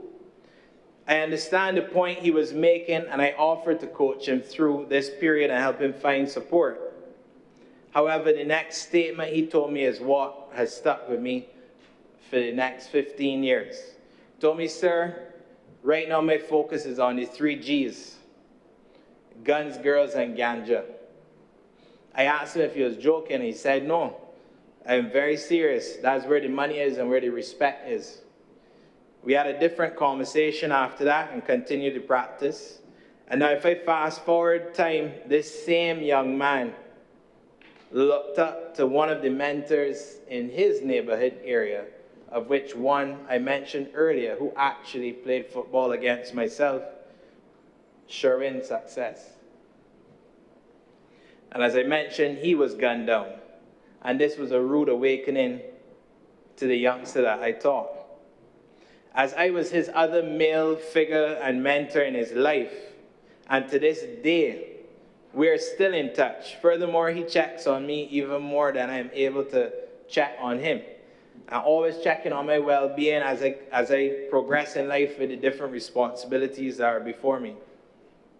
He is supporting right now legally his family. He's always rooting for his daughter and his mother. And as I mentioned, he continues to check on me, especially after I lost my father. I tell this story because it could have been another little girl without a father, a mother without a son, friends without another talented friend, if not for a wake-up call occurring. Sadly, the wake-up call was death to his friend, a brother, a son, and a lover of someone. There are further areas that this bill can continue to evolve and be stronger, Mr. President, and I recommend the next 10 points for consideration. Create a gang exit and rehabilitation program. Add a statutory framework allowing gang members to renounce gang membership, participate in rehabilitation, receive counseling, obtain job training, and receive sentence reductions for successful disengagement. And this would encourage defections and weaken gangs from within before they get up to St. Philip. Introduce witness protection measures. Yes, we are in a very tiny island, but the larger countries have larger populations and they seem to get it done as well. Establish civil gang injunctions, allow courts to issue orders restricting gang members from associating with one another, entering designated high-risk zones, possessing, attending certain events. As we know, many of the recent murders were after or outside public events. We even had people chasing each other down the mighty Griner Highway, shooting through thousands of people. Add asset forfeiture and unexplained wealth provisions. So permit authorities to seek freezing orders, confiscation orders, forfeiture of gang assets, and recovery of proceeds derived from gang activity. This directly attacks gang finances, of which we spoke to earlier. narrow the definition slightly of a gang member, require proof that the person knowingly participated in gang criminal objectives and intended to advance or facilitate gang criminality, and create youth prevention measures. Add provisions requiring government agencies to develop, alongside the private sector, school intervention programs, community mentorship programs, violence interruption initiatives, employment opportunities for at-risk youth. Long-term gang suppression requires prevention as well as enforcement. Some of these programs are done, as we know, in a smaller capacity, but it can also be enhanced. We need to add anti-corruption and intelligence provisions. Consider mandatory financial disclosure for officers assigned to anti-gang units. Integrity testing. Enhance monitoring of public officials suspected of gang links. Intelligence sharing mechanisms among police, customs, immigration, prisons, and financial intelligence authorities. Must also streamline the punishment term and expansion of who can be captured. Mandatory term length for gang involvement of any act of violent crime be 25 years or more. Why should you get a 5 or 10 year or 15-year vacation and you nearly killed somebody, or somebody nearly was raped, or somebody lost the ability to walk, and then in 10 years you're back out running about having fun? Mandatory term length for gang involvement, not violent, but just for being associated in a gang, should be 15 years. Again, play foolish games, you get foolish reward. Any involvement to assist gangs or a gang member by law enforcement officers, customs, immigration, politicians, lawyers, jurors, judicial officers, and judges, mandatory 30 years. You know better, and again, you want to play foolish games, you get foolish reward. Didn't see mention of many of those positions in the legislation. Any facilitation of transportation of any form of illegal firearm or illegal drug, again, be mandatory 25 years. This is aimed at also holding any possible individual or private sector organization accountable. Follow the trail. Follow the trail. Too many times we're seeing reoccurring offenses and persons are out on bail. They sometimes pay a fine for having an illegal gun and then walk the street, or we hear someone is on 2 to 3 bails for serious crimes, including murder. And then there's the argument between the legal practitioners, there's the argument between the police, and then of course the citizens, and then the politicians, as who is to blame. But the reality is, somebody is outside on the street after being charged twice for murder, or being caught multiple times with an illegal firearm. I don't know if the illegal firearm was to grow edibles or to build a hotel or to drive a car, but an illegal firearm is to do only one thing: illegal actions. So why are we giving them the opportunity to pay $15,000, I can't remember it word for word, $15,000 to $35,000 for a first offense? But again, you play foolish games, you get a foolish reward. We need the judicial system and the politicians to get serious about our lives. It's only when it hits close to home we start to shake up a little bit more. We also need public record keeping. Maintain a public record of persons who are affiliated in gangs, and this remain on their record for a minimum of 5 years. Fix the police certificate of character as well. And revoke their freedom to travel by withholding their passport, or in some instances now, a national ID. Obviously, if a serious crime is committed, then the length of those terms will align with the court's ruling on the crime. And design and implement a new system of punishment for non-violent offenders. This is an area that I am very passionate about and would willingly sit on a joint committee with various stakeholders to see how we can really implement change in society.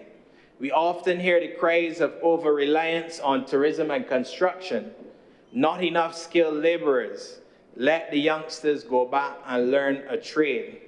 But Mr. President, I firmly believe that we must acknowledge that Barbados is never going to war with another island, nor country, but just with our own society.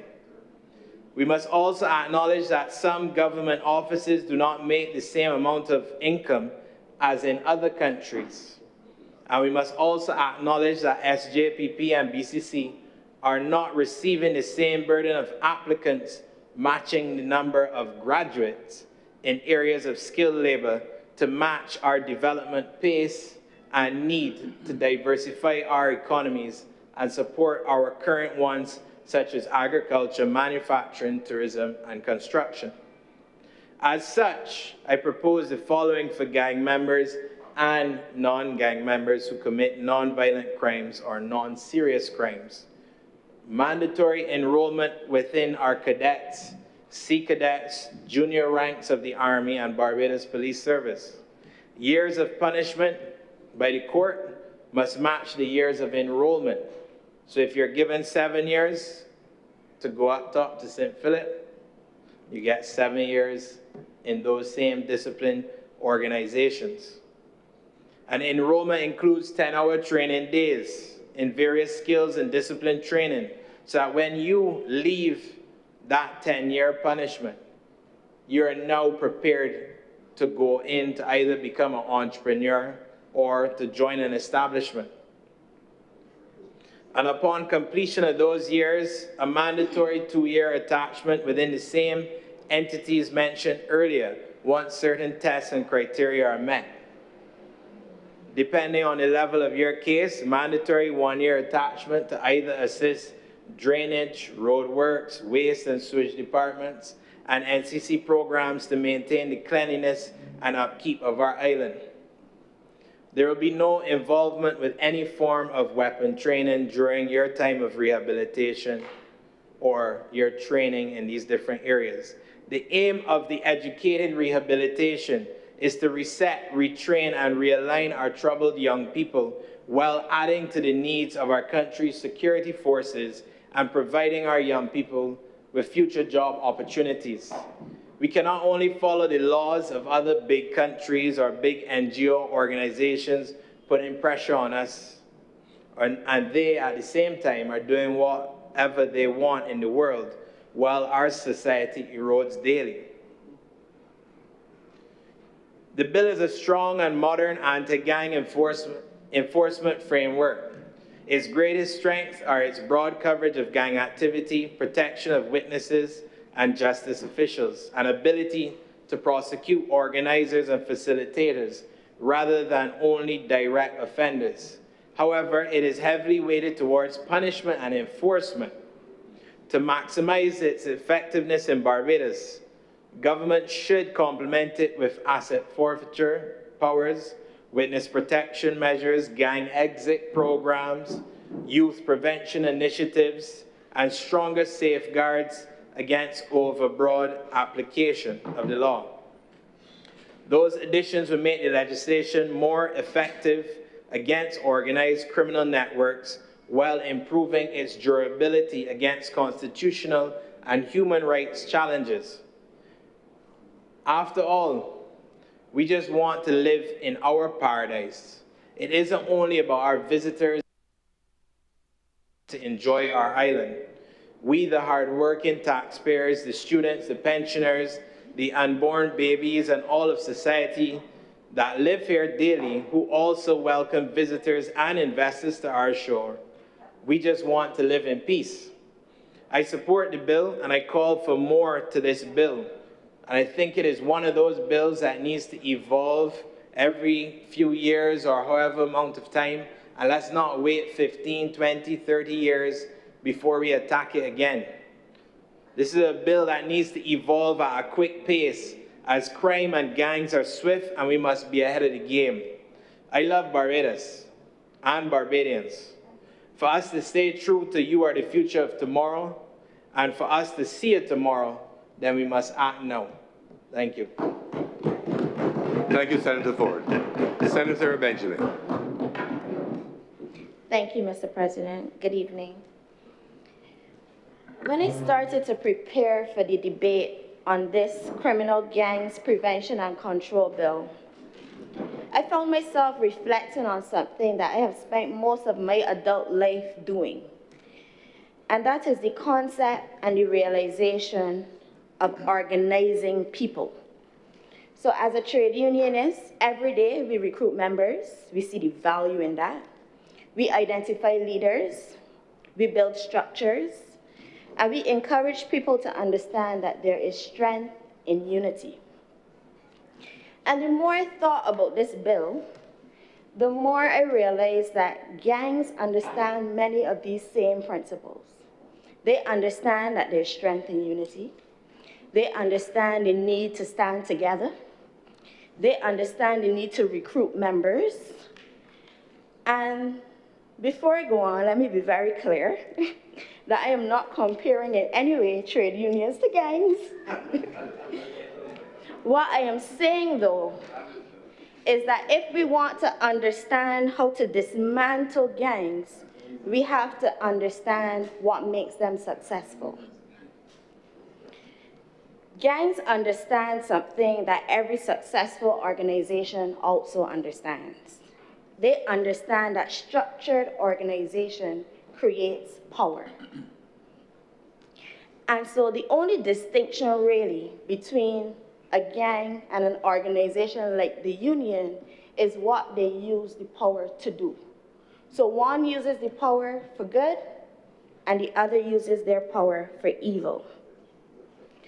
So trade unions use organization to improve wages, to improve working conditions of people, and to ultimately improve the quality and standard of life of ordinary Barbadians. There are community organizations such as the Rotaract Club who organize people around service. There are sports clubs that organize people around discipline. But then there are gangs who use organization to spread fear, violence, and criminality. And so, Mr. President, this is exactly why this bill matters.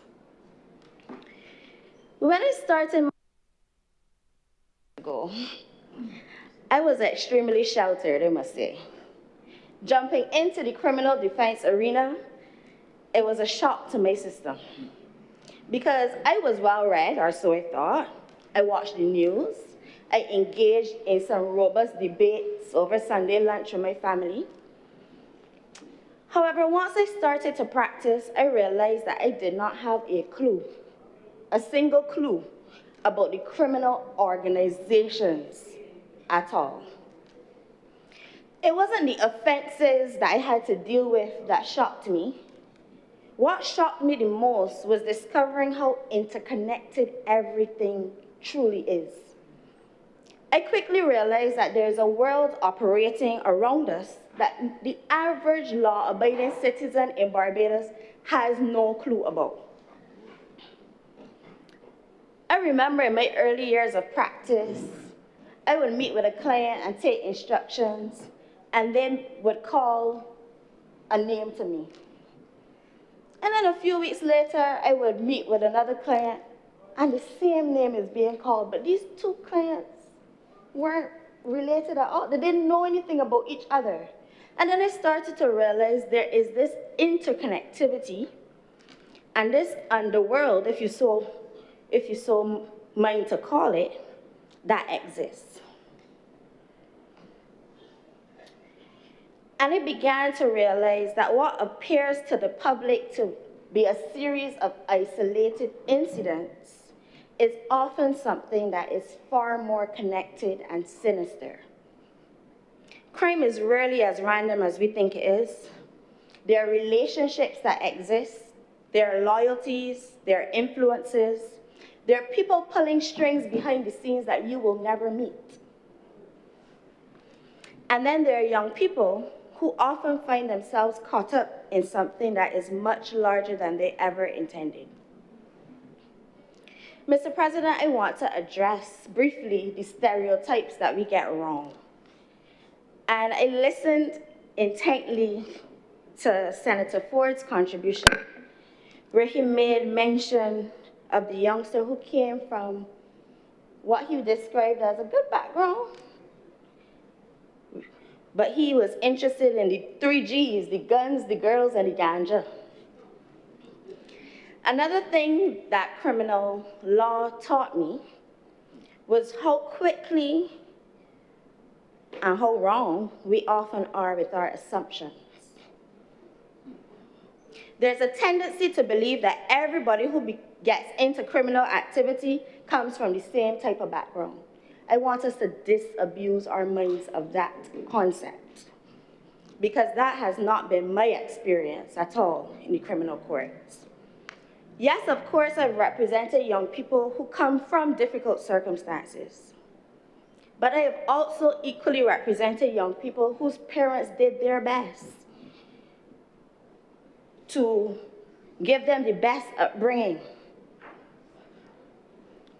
whose parents worked hard and sacrificed to make sure that their children's needs are met, and who did their best to keep their children on the right path. Along the way, those children became exposed to influences that pulled them in a different direction. And that is exactly why I reject the idea that gang activity only touches and concerns people who take part in it. That's not true. Gang activity is not somebody else's problem. It is this country's problem. The idea that this problem belongs to one community and not another, I must repeat, is a dangerous illusion. Gangs don't ask to see your parents' pay slips. They don't ask to find out if your mother is a professional, if your father owns his own business, and they certainly do not ask you what school you attended, because there's that misconception as well. What they look for, however, is for people who are vulnerable, who are easily influenced. How accessible are you? What opportunities can we afford you that you cannot afford for yourself? So every family in Barbados should understand that notwithstanding your geographical location, gangs are your business. Because what gangs understand better than many of us are willing to admit is the power of recruitment. Every successful organization understands that if it controls recruitment, it can control the future. Trade unions know it all too well. Political parties know it all too well. Churches know it all too well. Sporting clubs know it all too well. Mr. President, I now want to touch briefly on one of the things that concerns me, and it is how crime has infiltrated the culture. We talk about it frequently when we see the young men walking across the courtyard and they're putting up the signs and people outside cheering them on. It's almost as though crime has become normalized. There was a time when people wanted absolutely no association with any kind of gang talk, but now it is something that is praised.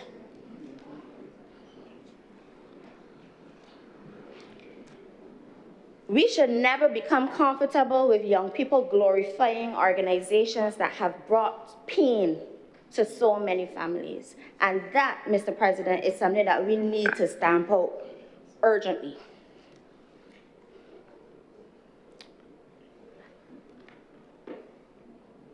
This bill deals with a number of themes. Recruitment is one of the themes. And like I said before, if gangs are allowed to continuously recruit, then law enforcement is effectively trying to empty a bathtub while the tap is still running. So this bill deals with that, and it deals with the need to be able to dismantle at the stage of the recruitment. The bill also deals with leadership. And one of the realities is that the person standing in the dock, who's facing the music, facing the magistrate, they're often not the person that exercise any kind of influence in the gang. And culturally, we refer to those people as the foot soldiers.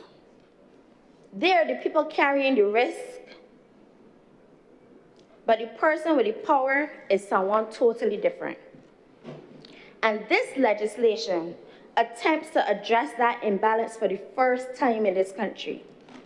For the first time, it criminalizes the leadership itself. So just by being the leader of the gang, the legislation puts a taint on you. And so I must agree with my learned friend, Minister, that this is a landmark piece of legislation.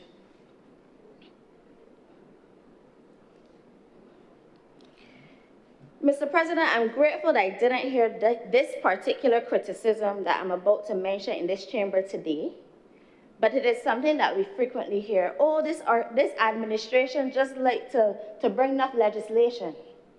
And I want to speak to that because crime is consistently evolving.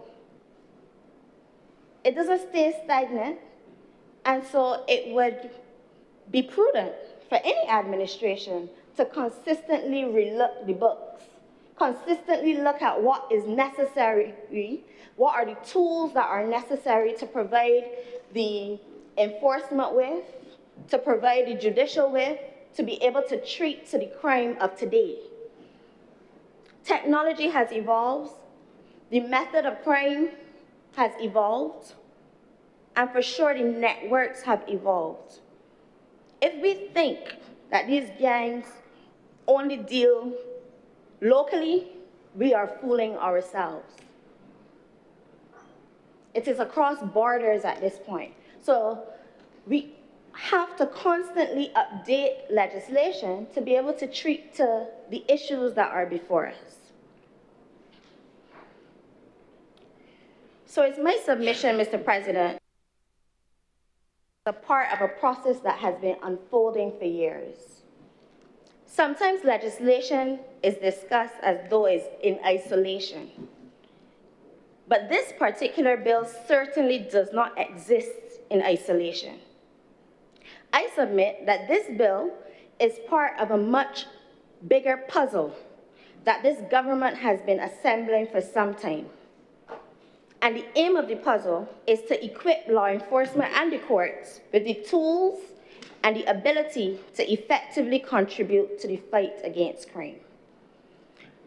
So in 2019, Parliament enacted the Proceeds and Instrumentalities of Crime Act because we recognize that gangs are not charities.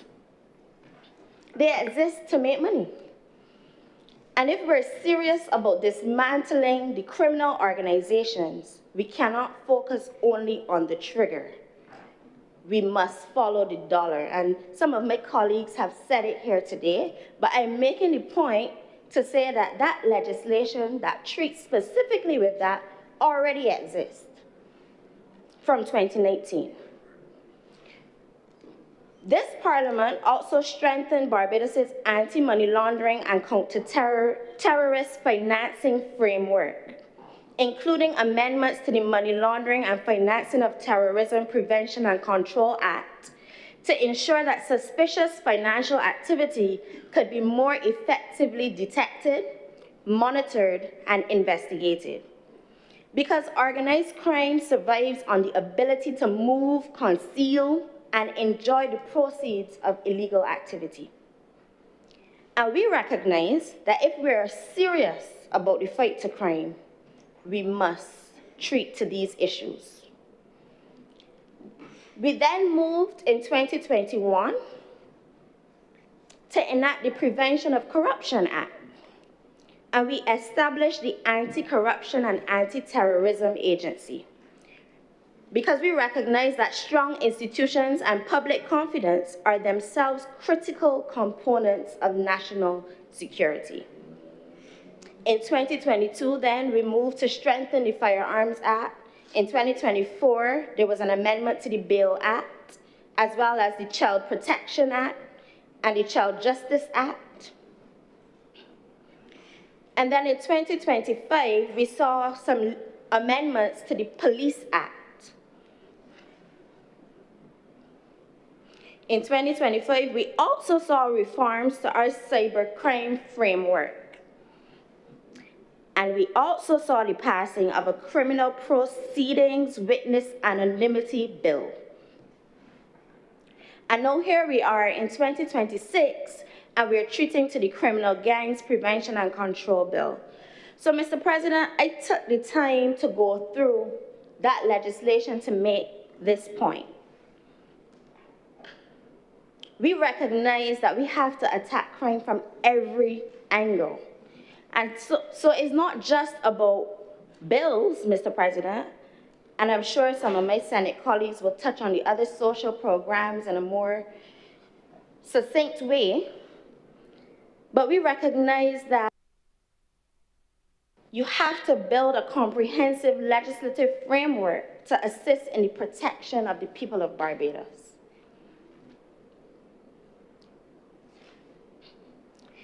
Mr. President, I'm going to end shortly, but I want to end on a positive note.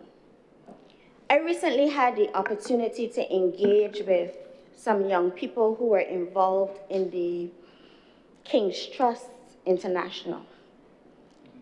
And I must admit that on each occasion that I had the opportunity to interact with those young people, I left feeling very hopeful and inspired.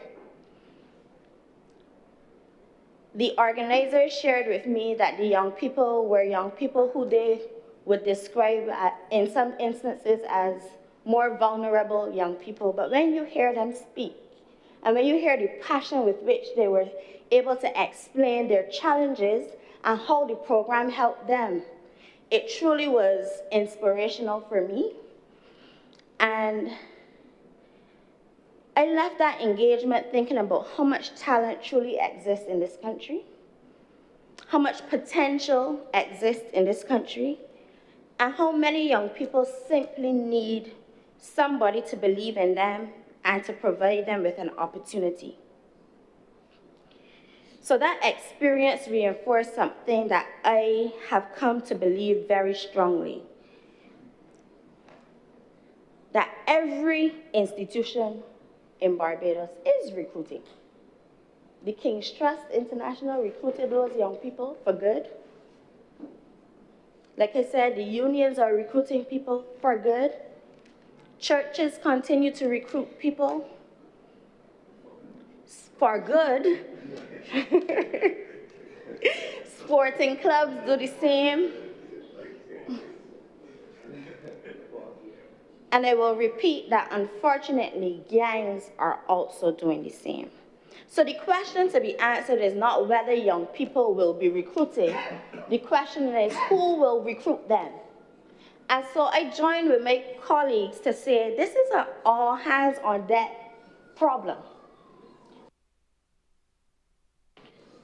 where we can assist, where we can jump in, we must do so. So, Mr. President, I end by saying again that the criminal elements in this country are not standing still, and Barbados cannot afford to either. I thank you. Thank you very much, Senator Benjamin. Senator Clark. No. Senator Archer. Thank you, Mr. President. And as I rise today, Mr. President, I rise in reflection of the Barbados in which I grew up in, which was not too long ago.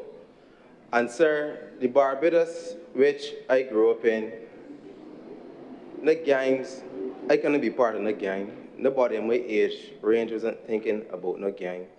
You had to go to school. You had to go and play sports on evenings. I couldn't bring nothing in my mother's house that I left home with.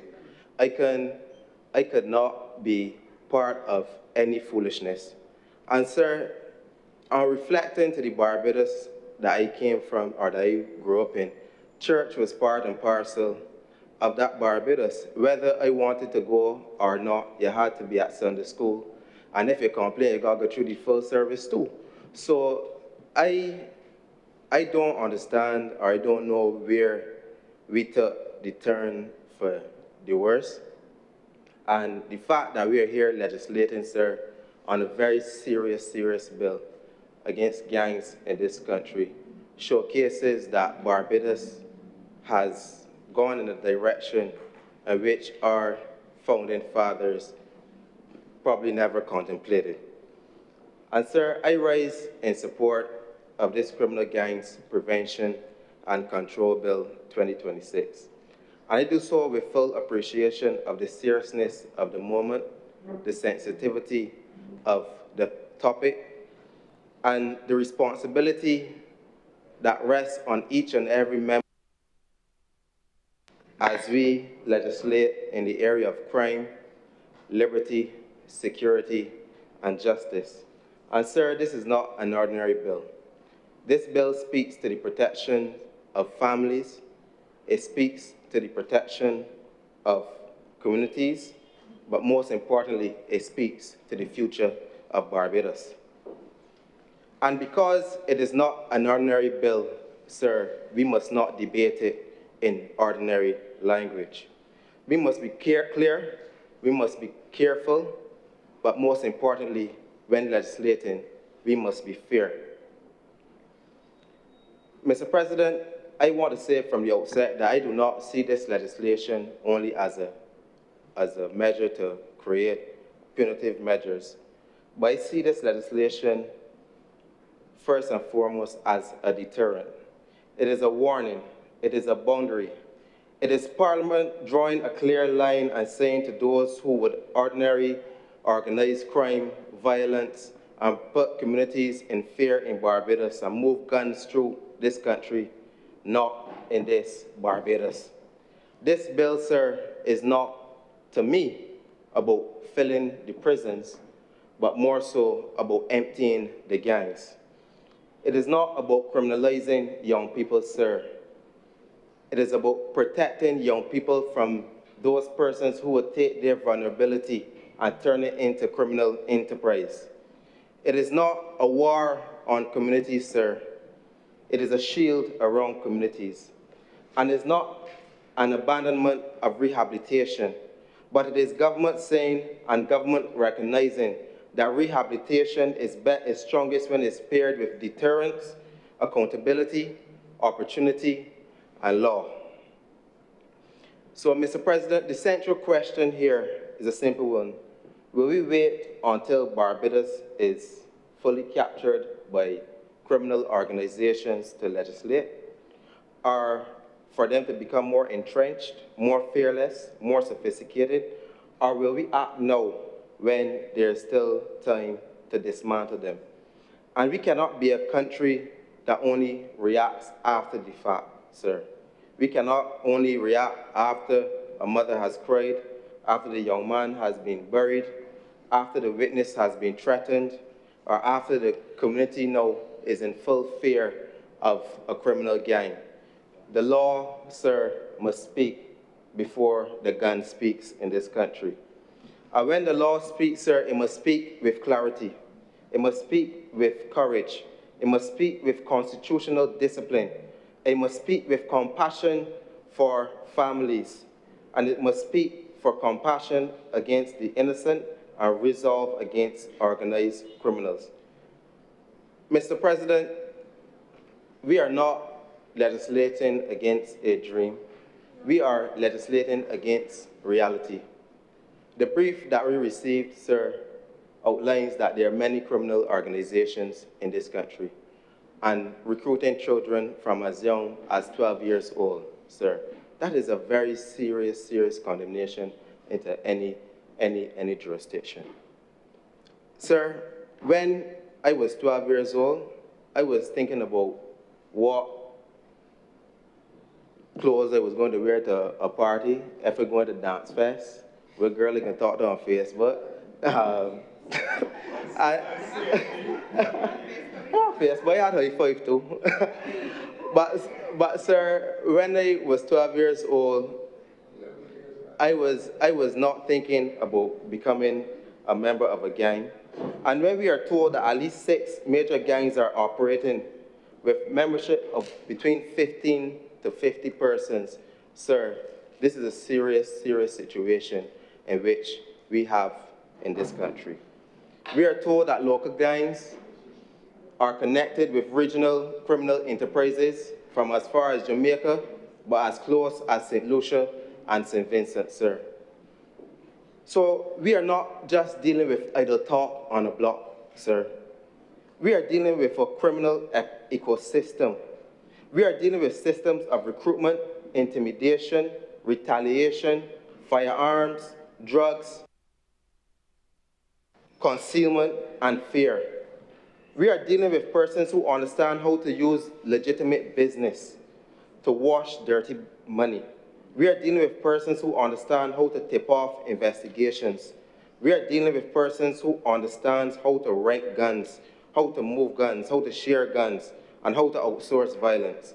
And if crime has become so organized in this country, sir, government too must become organized with our legislation. Mr. President, when this bill treats the recruitment of children with particular seriousness, I support that.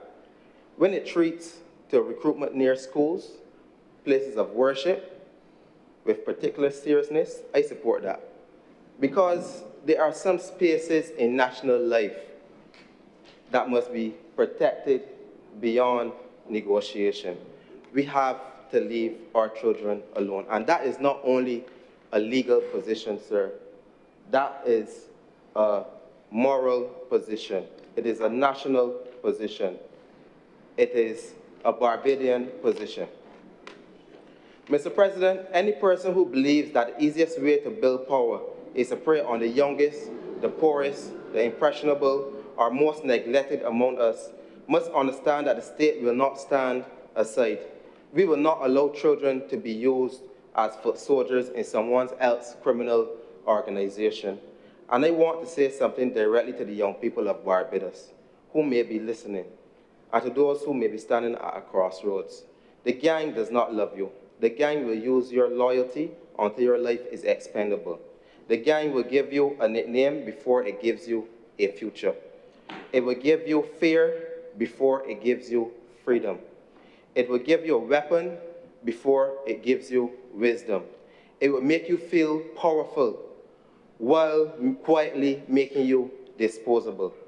And this country must offer a better promise than that. But while we build a better Barbados through education, and we hear the Honourable Minister of Education speaks about educational reform, we see that we have a new national stadium coming. We see initiatives like the Block T10 cricket. We see initiatives like the Prime Minister's Cup. We see initiatives, sir, like the government investing in beach volleyball spaces. This is government enhancing our social fabric.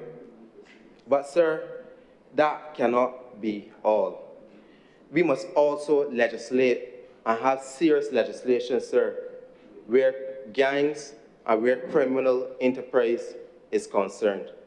And when we look at this bill, this, as I said earlier, this is a very serious bill.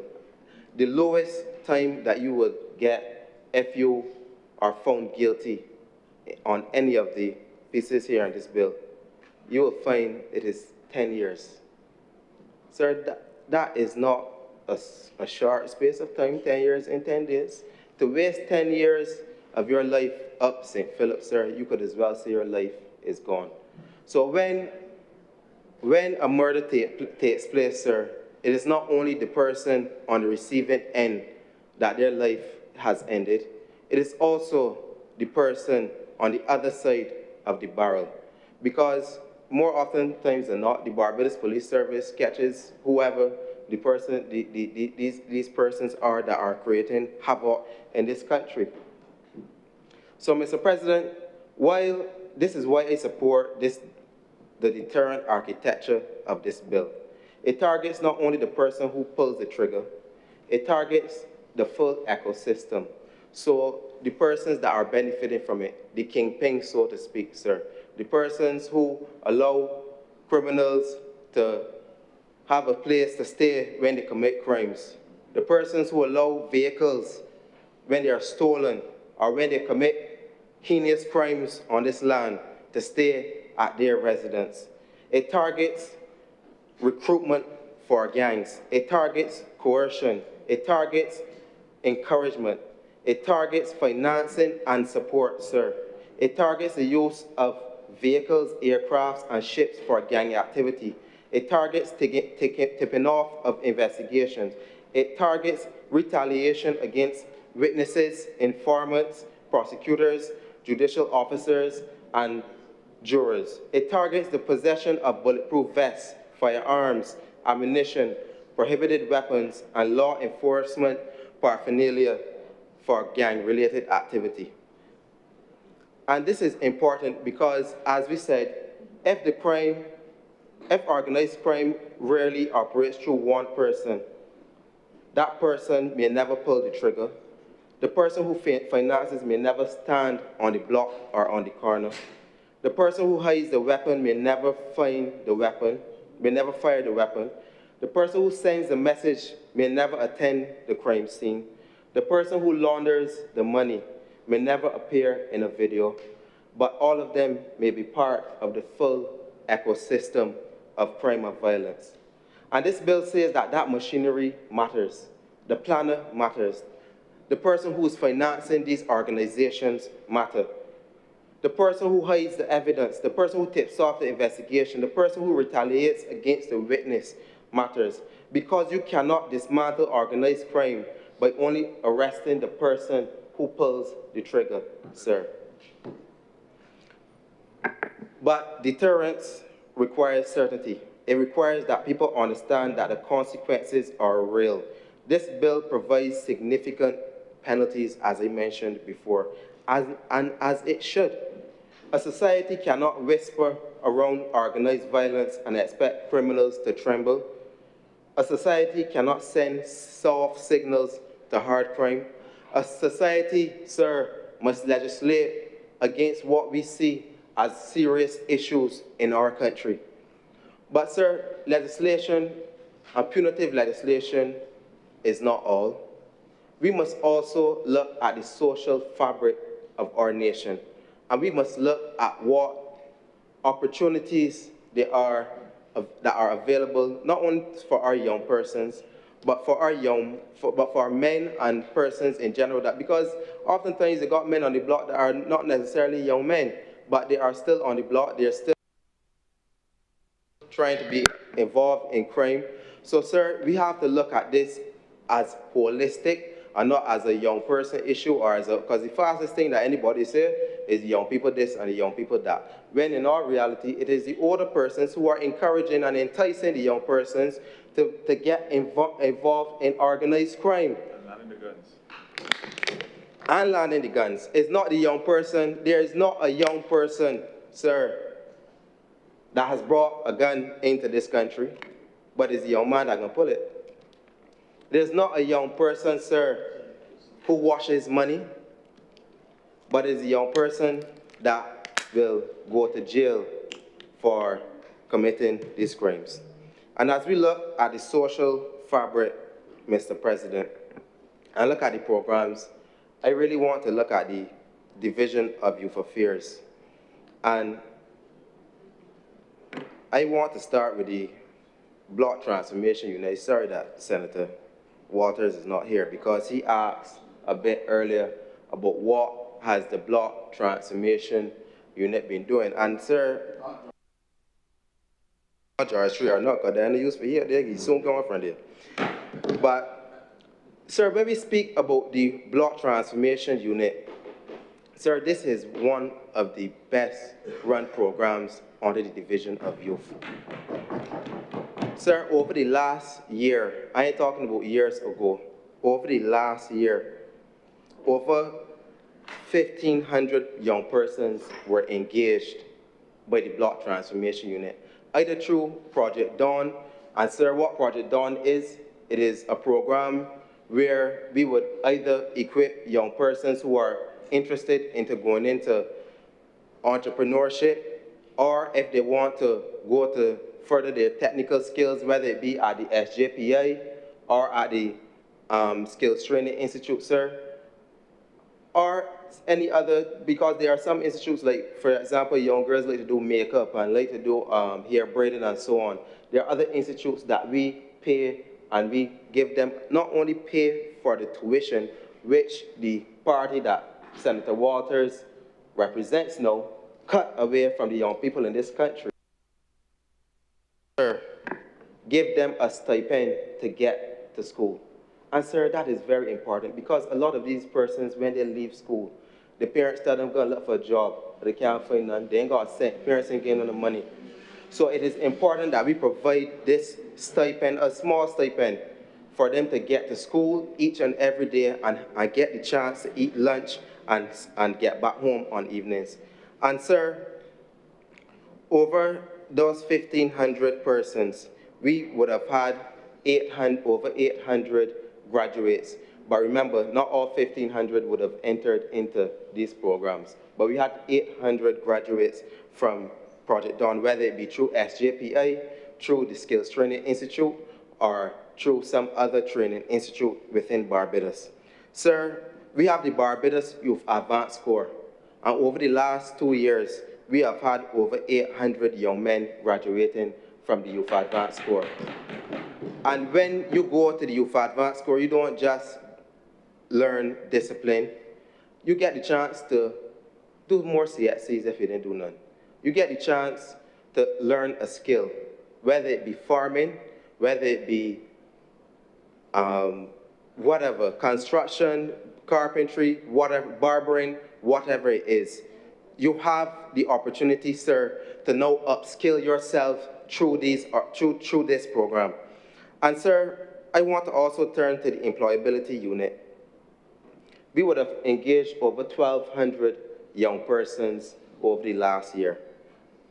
And engage, we speak to them, we do CV writing, we do upskilling of them. We also have a program within the employability unit, sir, called Dress for Success, where we also give young persons the uniforms and clothing to get to work. Sir, this is the work of the Ministry of Youth. Over 500 persons out of those 1,200, sir, were placed in employment over the last year by the Division of Youth. And through the same program that Senator Benjamin spoke about, through the King's Trust International. Sir, this is the work that the Division of Youth Affairs is doing. And only last week, Future Barbados had a summit where they launched the Talent Hub, which is to pair talent with opportunity, sir, where young persons now can go and register their skills, and when they have opportunities that come up within government or otherwise, they can now be paired directly with them. That is the work of this government, sir. Sir, the Barbados Trust Loan Fund, sir, has helped thousands of Barbadians, including myself, and I pay back the money too for anybody that's wondering. The Barbados Trust Loan Fund, sir, has helped young men to leave a block and to go and cut little grass. Help young men to leave the block and to go and sell little vegetables. Help young men to leave the block and go and create some form of enterprise which is not a criminal enterprise, so that they can better themselves and better their families and by extension their nation. Sir, that is the work of this administration.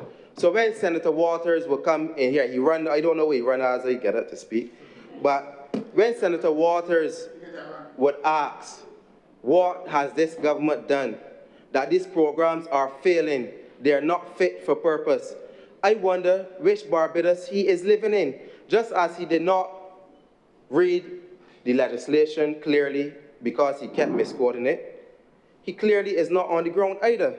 Because I will say something to this House.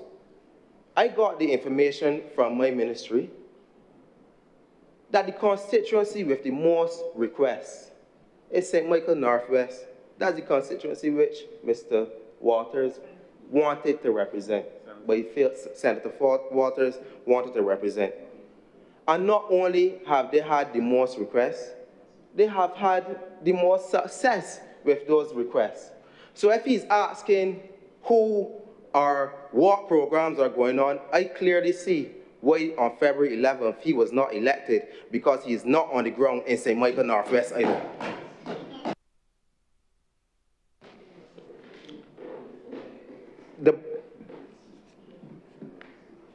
The block transformation unit, only a few weeks ago,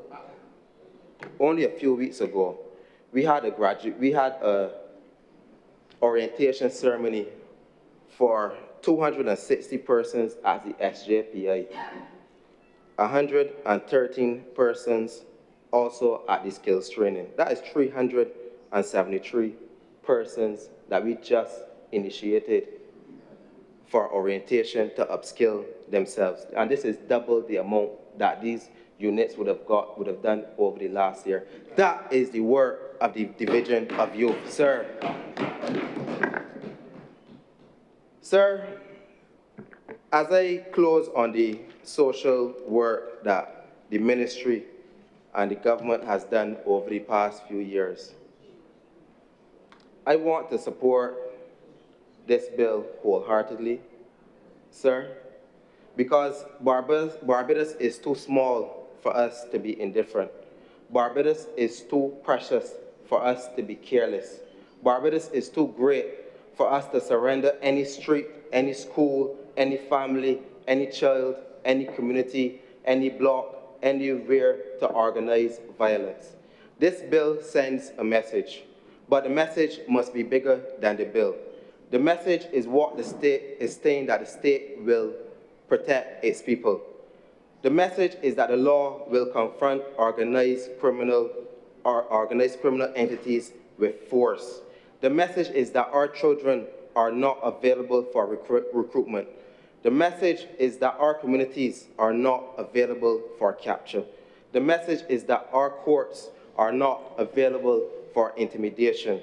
The message, sir, is that Barbados is not available for surrender. And in the words of our president, sir, no retreat, no surrender. I am obliged to you.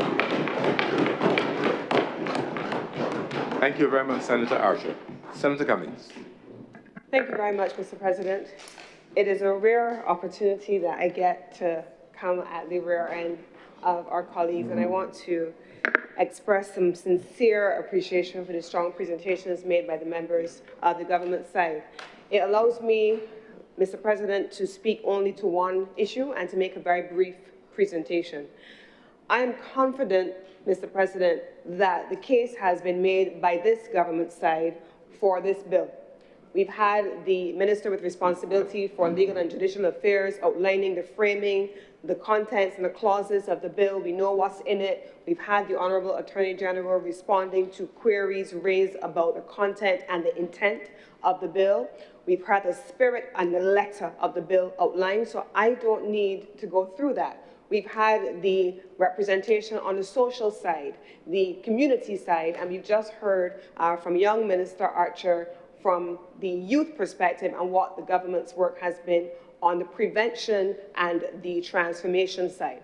There is no question in my mind, Mr. President, that you want me, okay. Thank you for that pause, Senator Cummings. The Deputy President will take the chair for a few minutes.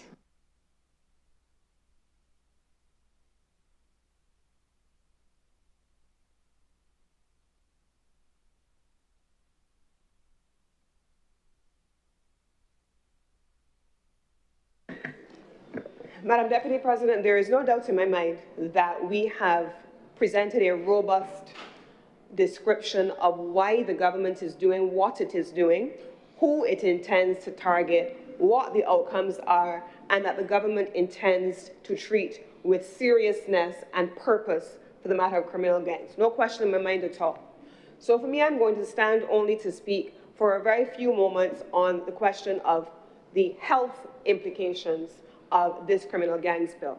Now, Madam President, Madam Deputy, a few weeks ago, I spent some time on the question of recruitment, and we've seen some of that raised in the media about recruiting doctors from one jurisdiction, recruiting nurses from another jurisdiction. On any given day, I am certain that many Barbadians do not know how my phone becomes a battle point for persons seeking medical care, especially in the Queen Elizabeth Hospital. And my immediate predecessor, Senator Walker, I am sure he still gets many of those calls. People come to the government, people come to the Queen Elizabeth Hospital for care. They go to the emergency room. They're calling to get appointments to outpatient clinics. They're calling for their surgeries to see when their surgeries have been canceled. And God forbid, you get ill in the night and you have to go to the emergency room and you are waiting for an extended period of time. Why would I bring that up, Madam Deputy, in the context of a criminal gangs bill? Because, Madam Deputy President, this is a public health issue for me. It is a public health issue for my ministry, Madam Deputy President. And what do I mean when I say that? If I were to step backwards, by the time persons involved in criminal gangs find themselves in my space, oftentimes in the accident and emergency space, they have already passed through the Ministry of Education. They have been educated by our country. They have been vaccinated in our clinics.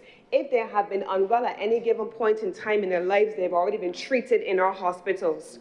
They've been financed, Mr. President, up until age 18, guaranteed in our education system by taxpayers, by Barbadians.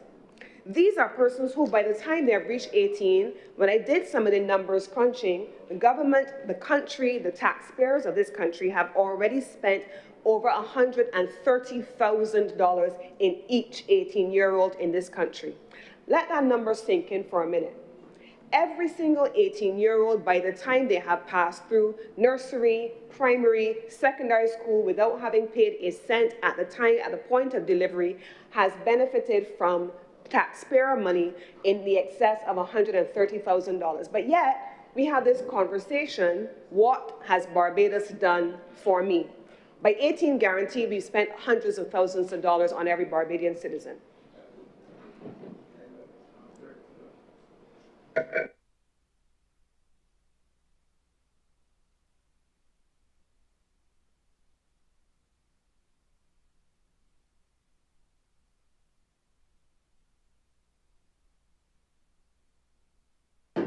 Thank you, Madam Deputy President. Senator Cummins, please continue. So $130,000 could buy some people a car, could buy some people a house, but we've invested it in Barbadian citizens up to age 18. That figure does not include if you are from a low-income family, welfare support. It doesn't include school meals. It doesn't include what we pay in transportation subsidies for children, riding the buses and uniforms. It does not capture what the government spends in community programs under the Ministry with responsibility for community development. It does not cover what the government pays to police communities to try to keep them safe. It does not cover the allocation given to the National Housing Corporation or to housing support. Any of those things, it does not cover them. It does not cover the free sports programs and the free youth programs that Senator Archer spoke about. So arguably, by the time we've hit 18, hundreds of thousands of dollars have been invested in young people in this country. What has Barbados done for me is the question that many of us ask. These numbers have answered the question even before. Barbados has invested by taxpayer money hundreds of thousands of dollars, and I'm probably underestimating what that looks like. But here's where these numbers matter, Mr. President. The persons who are involved in gang activity coincide with the persons who are in the 18 age group. I heard Senator Archer reference ages even younger than that in terms of those that are being recruited, because the bill speaks about recruitment, it speaks about schools, it speaks about universities. So when you are recruiting in this age group, we're talking about young people that taxpayers are still investing in. But the number of homicides for this year is now colliding with those numbers. So instead, Mr. President, of a person going on to Barbados Community College, the SJPI, the University of the West Indies, taking advantage of any of the programs that Senator Archer spoke about, Senator Trim spoke about, or Senator Benjamin spoke about that are available and free of charge in this country, therefore increasing the amount of investment that this country makes in young people in a gang that tells them that nobody has ever done anything for them. So then what happens? Then it becomes a problem for our health care, because instead of being an investment, you then become a person who requires an emergency response, trauma resuscitation, blood, CT scans, surgery, intensive care, specialist consultations, and rehabilitation. We also did some numbers on this, Mr. President. We started to do some numbers. So between 18 and 30 is where we're seeing the largest concentration of gang activity and victims coming into the accident and emergency room in the Queen Elizabeth Hospital. 18 and 30 is where we're seeing the largest number. A minor gunshot injury is going to cost taxpayers between $3,000 and $8,000, minor. Hospital admission is going to cost us between $8,000 and $20,000. Emergency surgery is going to cost us between $25,000 and $60,000. And if you have to go into the intensive care unit and there's major trauma, we're talking about upwards of $150,000 in these persons. So let's start adding the numbers: education, social support, and then you add trauma investment. But here's where the problem comes as well, Mr. President, not just in the numbers, not just in the individuals that are there. When a major gunshot accident arrives in the hospital, like yesterday when we had the incidents in Chapman Lane, or the day before, and someone calls myself or they call Senior Minister Walcott and they say, my mother has had an emergency and she's at the Queen Elizabeth Hospital and she's in the emergency room and she's only seen a nurse. No doctor has gone to her yet. Can you do something? Aside from the fact that we have shortages, yes, in terms of making sure that we recruit, and we're recruiting to fill those shortages, here's what happens when a gunshot wound goes into the emergency room. Emergency physicians are diverted. Surgeons are diverted. Anesthesiologists are diverted. Nurses are diverted. Operating theaters are pressed into emergency service and recovery rooms are occupied. This puts pressure on the system for every person that you call us about. So every shooting victim affects other patients in the system, innocent victims. And so we're not just dealing with gang violence or victims of gang violence as individuals. We're dealing with it as a systemic, system-wide issue. So here's what happens. The stroke patient who has just come into the emergency room ends up waiting longer because doctors are diverted. The heart attack patient who really ought to be seen is then made to wait longer. The accident victim is made to wait longer, and granny is made to wait longer, as is that little girl made to wait longer because we have had to divert scarce resources to gang violence. And oftentimes, many of the same people who are complaining and making a fuss about how long we're waiting in the emergency room, this bill is also attempting to treat too. Stop harboring criminal gangs in your houses, because it could be your grandmother in the emergency room waiting to be seen that will have the impact on her because you are supporting your son, bringing home money from a job you know he does not have because he's involved in a gang. It affects families in ways that you don't realize. And so these issues that we're talking about here, when we talk about the investment that our taxpayers have made up to age 18, what they're going to be spending, then we start to interrogate even more costs. Even more costs. So you have a gunshot injury, $150,000, you may get arrested, then you're going to get charged. The state is prosecuting you. Resources deployed again. You are imprisoned. Resources deployed again. And then the taxpayers are financing to keep you in prison under this legislation for 10 years, 15 years, 20 years. You cannot work productively depending on what your injury is. And these things become overwhelming burdens on the state, And certainly they become a public health issue. But at the same time, it costs the country. It costs the country tax revenue, economic productivity, and family stability. So the societal costs of the criminal gangs that we are fighting with this legislation and all the other pieces of related legislation in the criminal suite that we've heard about today is costing this country hundreds of thousands of dollars per individual. So I want to make 3 points as I close, because I did say I was going to make a very brief intervention. When a young man is shot, there's never just one victim. The victim is that patient that is already on the operating theater who's having their services redirected. The victim is also the stroke patient waiting longer for a bed.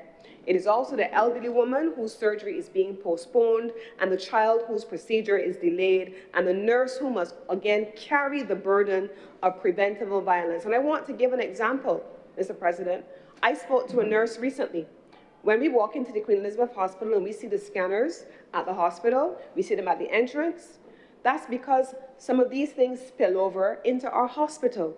When you plan to shoot down somebody, not only are you doing it in a school, the legislation speaks about around the hospital, but it has happened inside a hospital, where I've had an instance where you can hear a nurse, and I'm sure that Senator Walker could tell you more about this than I could, where a nurse is walking about in the aisles of the hospital minding her own business, and a person encounters someone who has been involved in gang violence, and they see the person who has come to go into the clinic, and they decide that they're going to shoot, and they are holding a nurse in front of them as a shield at their place of work.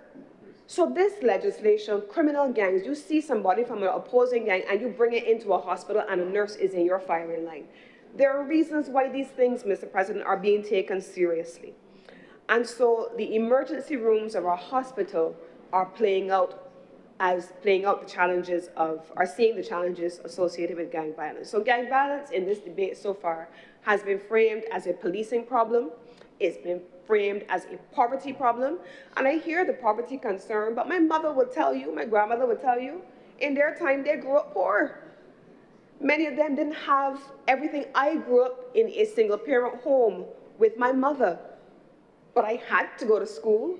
I had to go to church. I could not bring home anything that was not mine, and my mother didn't know how I came by it. But we live in a different society now where everything is meant to be okay. It's a means of expression. So gang violence is discussed as a social problem, a poverty problem. But I want to make it clear it is also a public health problem. And the bullet does not stop when the shooting stops. It travels through the emergency room, it travels through the operating theater, it travels through the intensive care unit, through families, yes, through communities, but ultimately it travels through the national budget. And so for all these reasons, Mr. President, for all these reasons, I support wholeheartedly this bill. And I look forward to the enforcement of the penalties for persons engaging in criminal gangs, recruiting members for criminal gangs, young, productive citizens who are meant to be contributing to this country rather than being an expense to this country. And that this legislation, I hope, Mr. President, would be a deterrent, yes, but that when taken all together with other pieces of legislation, that it would send the strongest statement to those who are so inclined that this government is not here to play with you. And I'm obliged, Mr. President. Thank you very much, Senator Cummings.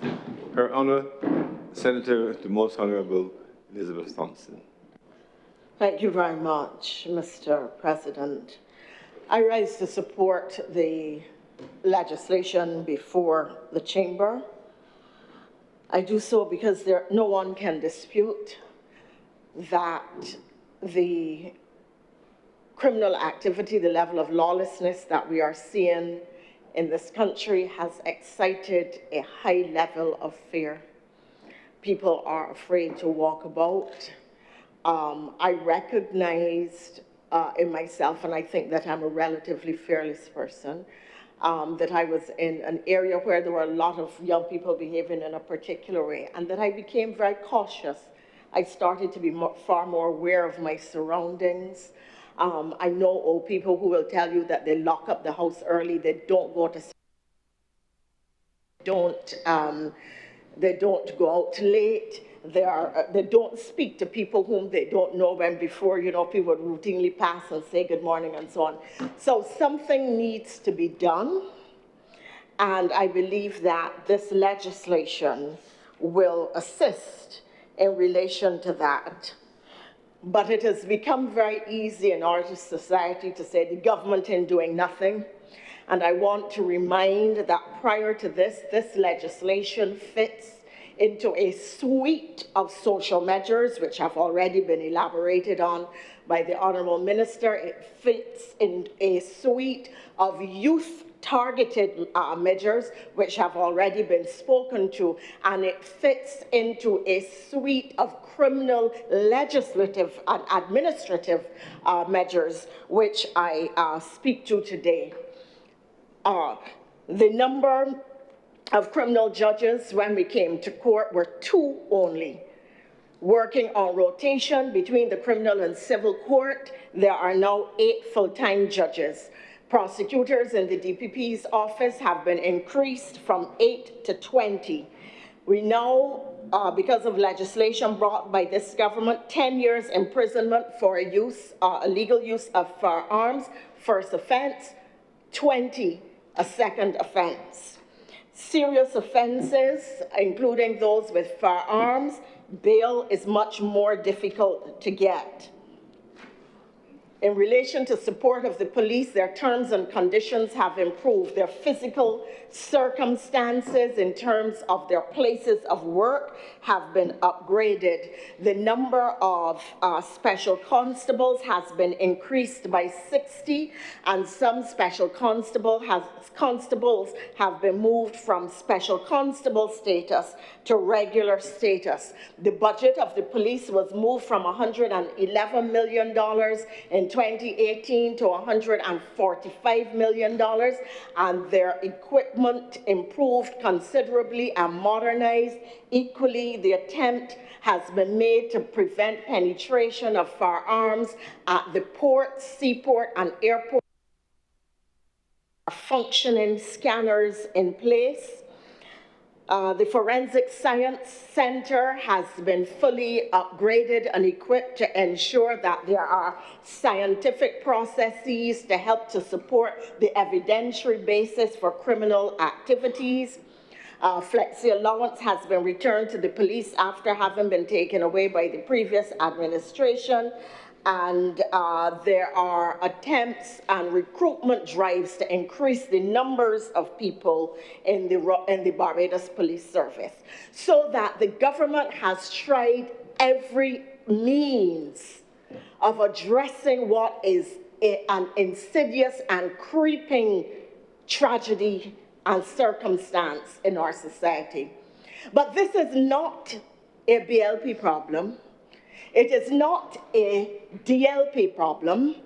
It is not a problem of the government of Barbados. It is a problem of the people of Barbados. And many of us are speaking and behaving as if somehow somebody other than ourselves must solve the challenge facing our society. And I believe, sir, that at the heart of this is a changing value system in our society. And I want to speak to some of the things that I have observed of my own.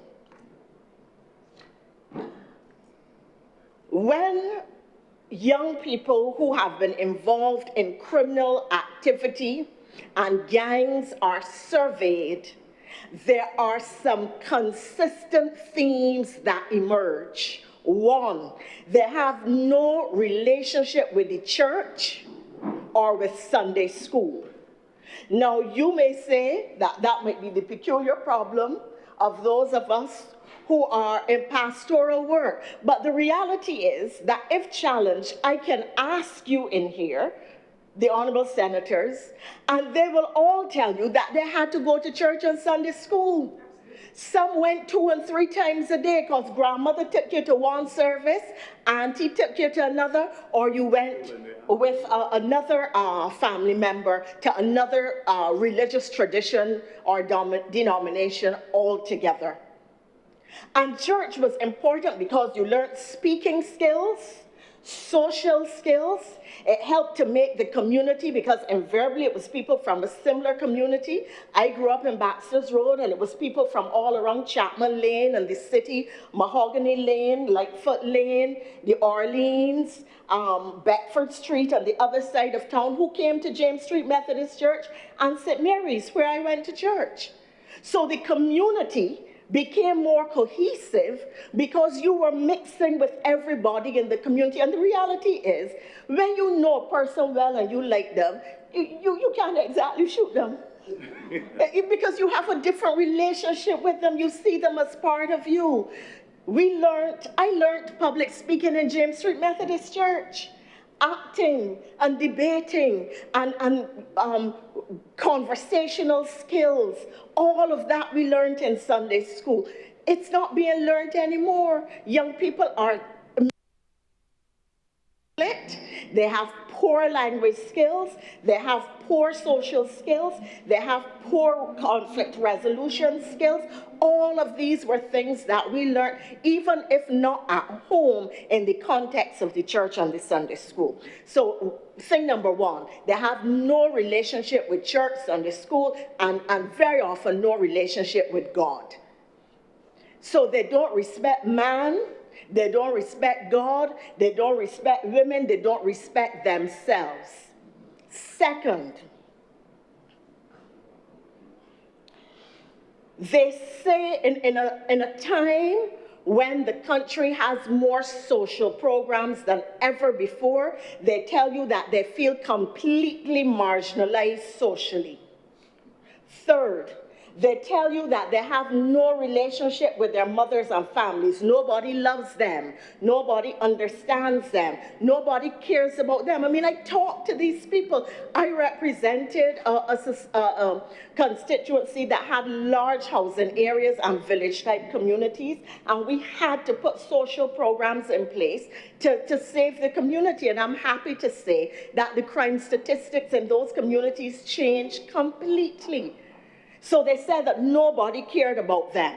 Within the context of the gang, they were able to feel loved, a sense of belonging, a sense of kinship, that people were prepared to listen to them, to hear to them, to understand them, and to meet them at their place. They all almost, I should say a large percentage of them, exhibited poor school performance. Very poor grades, did very poorly in school. Many cannot read. If you put their name as big as this Parliament building, they cannot read it for you. But yet our school system is such that these people are shunted from grade to grade, from class to class, and then pushed out of the school system without the appropriate interventions being taken to address their challenges. And this is why reform of the educational system, which targets children with difficulties, becomes so important. So people see the connection, not just between what we are attempting at the level of the criminal intervention or the legislative intervention relative to crime, but the interventions that save the individual at the personal level, given their needs. Invariably, sir, whenever you listen to the news, watch the news, or go around by the courts, there are a lot of women gathered. And the matriarchs of the family are telling, well, my boy is a nice boy, you know. He had bad company. It's never their sons. The son bring home a friend. The friend look a certain way, behave in a certain way, and you ask, who is your son's best friend? I know I see, but a boy about here does call him one gorilla, but I know where he comes from. I mean, it's utter ridiculous. I've seen this, I've heard it. knowledge, I heard in here today, if you brought home a pencil that belonged to somebody else, you had to give an account for it.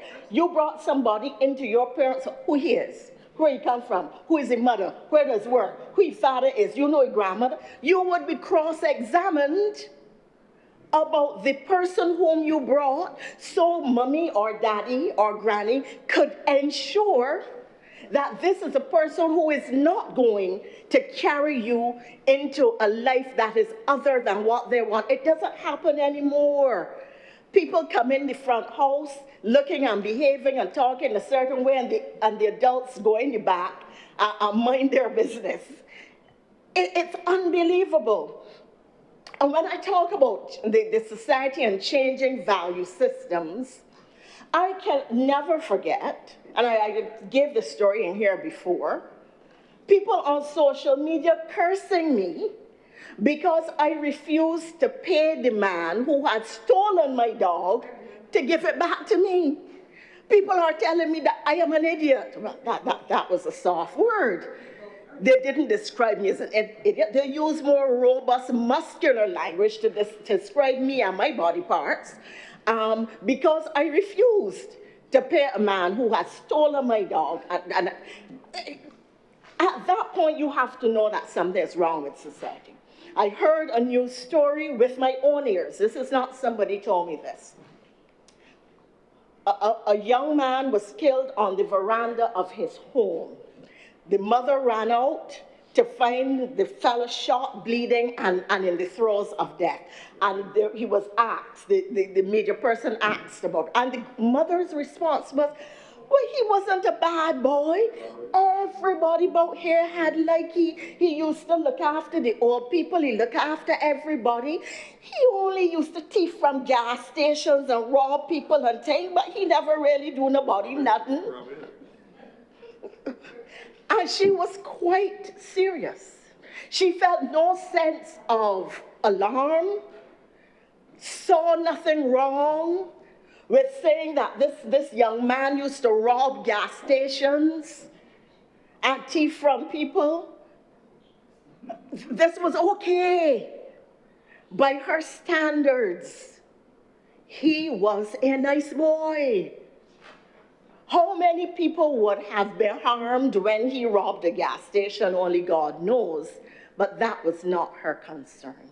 And we cry for all of those who have come to harm by the bullet or by the gun, because equally those who pull the trigger are also part of our wider social problem.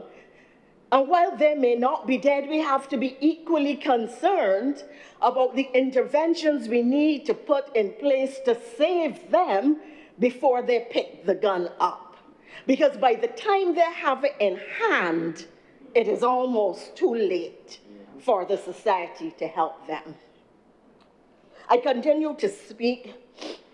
People are refusing to give information to the police out of fear in some instances. But there is a large people who are refusing to give evidence because they are the direct or indirect beneficiaries of criminal activity. They get their lashes and nails done, they put gas in their motor cars, they get their motor cars, etc. They benefit from criminal activity and will not support the police at all because they get a direct benefit. They themselves don't engage in any crimes, but their hands are outstretched for the finances that come from it. We also have to understand the levels at which crime permeates the society. And again, this is another story that I may have given you all. I remember when I practiced criminal law that a grandmother came to me and asked me to help her grandson out of Dodds. He was a young teenager at school, and the police held him, sent him to Dodds, and he was held without proper criminal investigation and intervention. the details are not now important. What is important was this, that this teenager was supporting his entire family, selling squares of foil on the block to people who were using crack cocaine. Now, on the face of it, he is doing nothing illegal because it is not against the law to sell foil.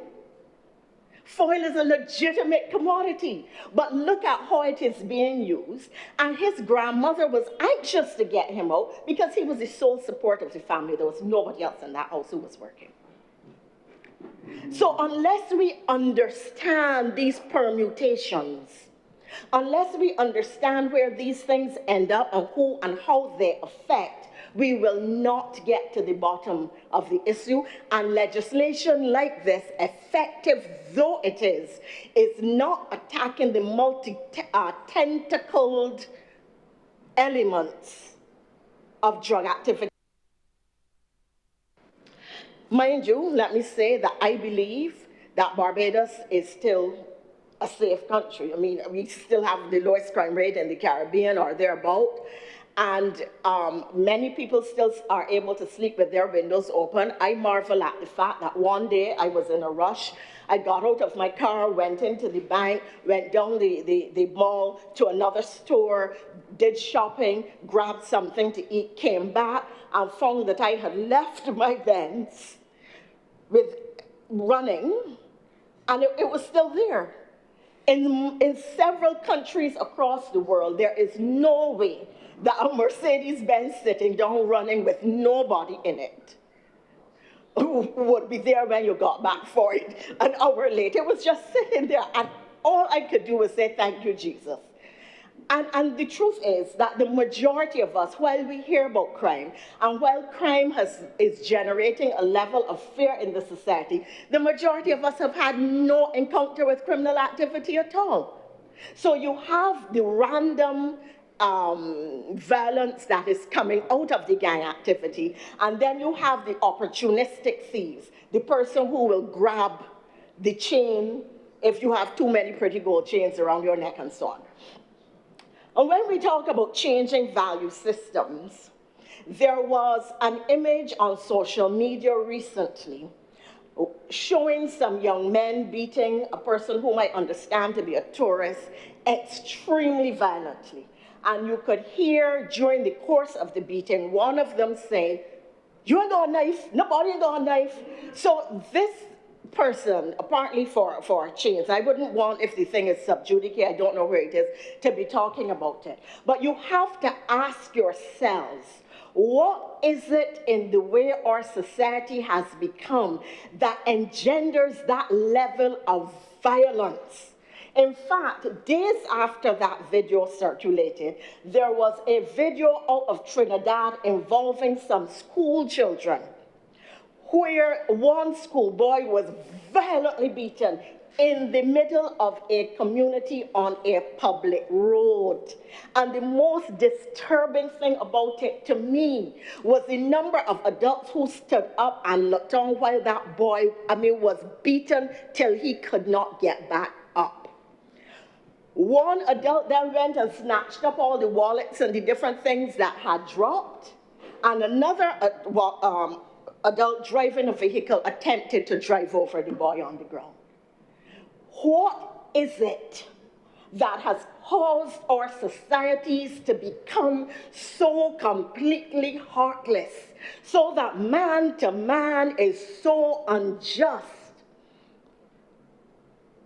so that the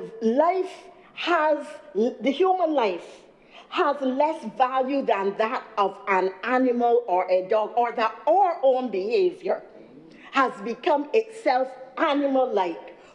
How did we get there? And we cannot disclaim these young men because the young men are ours. Our society raised them. Our value systems produce them. And let me say, it is the young men who are being picked up and dragged. But in many instances, there are a lot of older women who are enabling them, and younger women who are luring others so that they can get the bullets and the shots. Younger women who are treating these men as if they are gods. They're wielding a lot of power.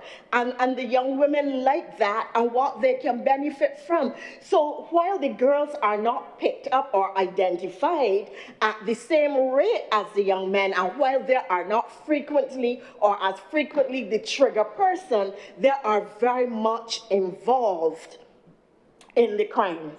So we have to get to the point where we really aggressively, not just using legislation, but using other means, try to pull our society back. And it is imperative on all of us. There was a time when if you did something wrong, you dare not let any adult see, because any adult felt at liberty to reprimand you. And you could not let your parents know that you had been reprimanded by an adult. But if an adult speaks to you now, very often your parents are the ones coming to attack the adult, no matter how wrong the attire of school children. I don't know if anybody else has noticed, well, I don't like it, the change to these relaxed looks for school. I don't know where mothers who don't have money are to get the money from for all the hair changes that the girls have to go through. It is expensive to wear braids and hair in the way that is being allowed at school. Very, very expensive. And the pressure to look like everybody else and to have an iPhone is enormous. And these things have to come from somewhere. Now, when I talk about changing value systems, as a politician, I experienced a lot of people who wanted jobs but did not have any interest in work.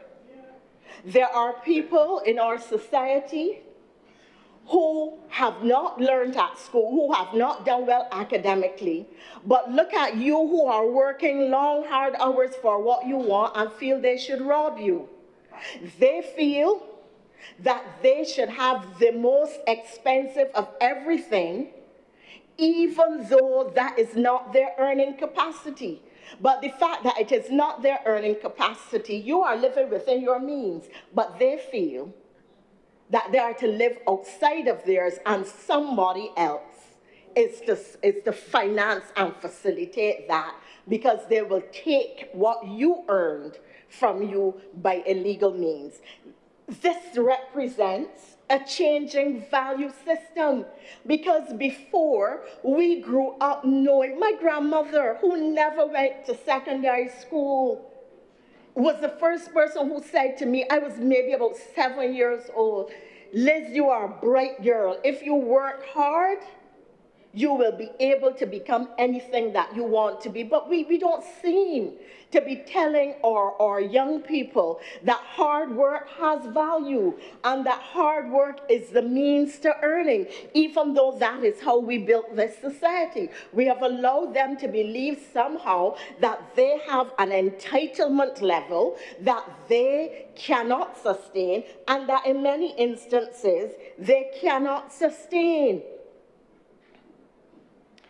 I was making the point about our children. I've noticed, for instance, that children are in all manner of dress in the evening. The school pants, part of the school shirt, all kinds of slippers, all kinds of things. There is no discipline.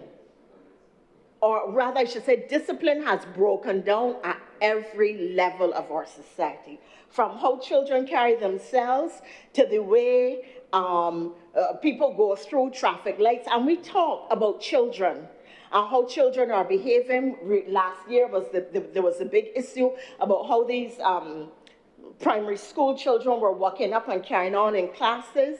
But we are not talking about the fact, and I'm talking again, continuing on changing value systems, that their mothers and grandmothers are going to fetes every weekend and cruises and crop over parties, and that it has become a thing in Barbados for them to go in mini dresses or mini skirts without underwear so that they can skin out. That is the reality. And then they post these things on social media where everybody, including the little children, can see them. We are not talking about that, but that is part of the loss of the discipline in the society and the way the whole society is going astray. So you have at one level the manifestation of the guns and the violence, but other people are not talking about the wider social breakdowns that fit with the behaviors of criminality and lawlessness. It is widespread and rampant in society. It is not one or two. You only have to get a video from to a cruise. You only have to go to some of these crop over parties or fetes and you see the behavior. How then do you expect the children to be any better? Mr. President, I think that and it's not just working class, let me make this clear. The behavior of criminality and wrongdoing is not only endemic in working class people in Barbados. It is widespread amongst middle class people as well, but invariably they are able to hide it better because they have the social contacts that allow them to do so. It does not help the problem when senior police officers say, we know who you are, we are coming for you, and then nobody seems to be brought in. It does not help. So that we really have to get serious. If we know who they are, don't say it. Don't make any announcements. Go for them and let us see you go for them and bring them in.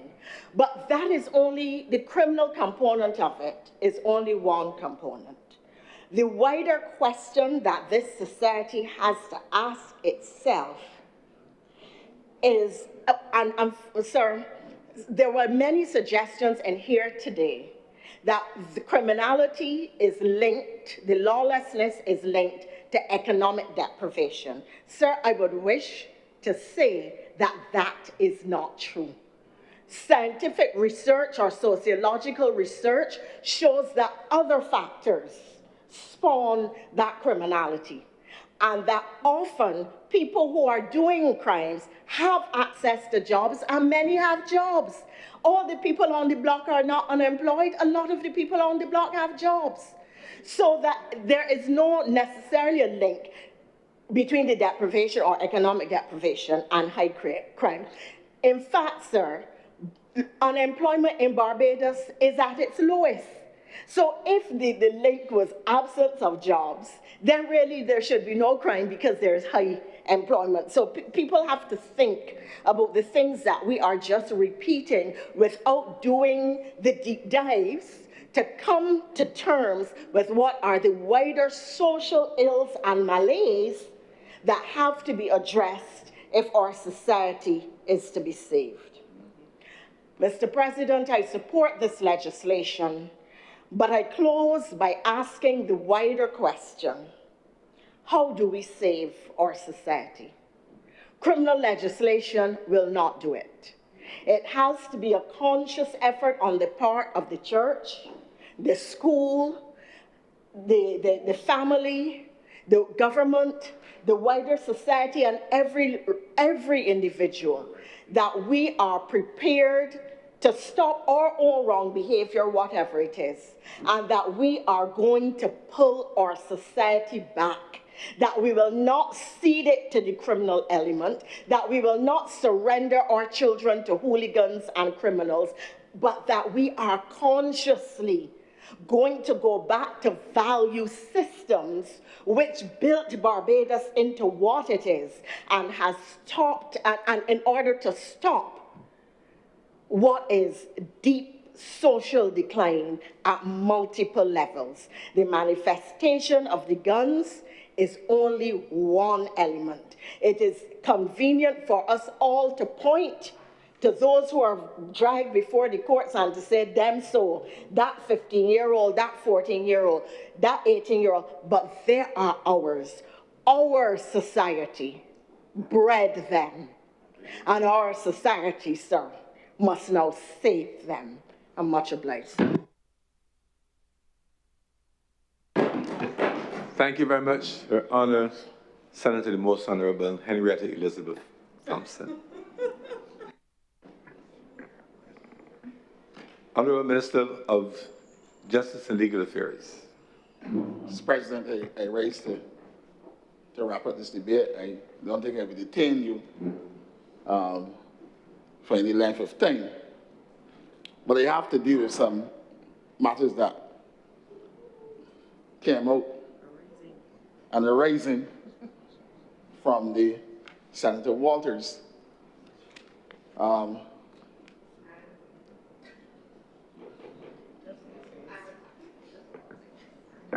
have not trouble. I have not trouble Senator Goodrich. I have trouble. I won't do that. I have trouble. That was.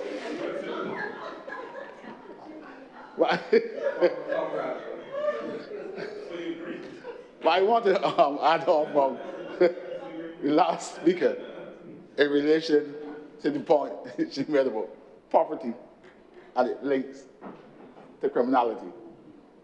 And it came back to me because I remember appearing in court before a Justice Moore.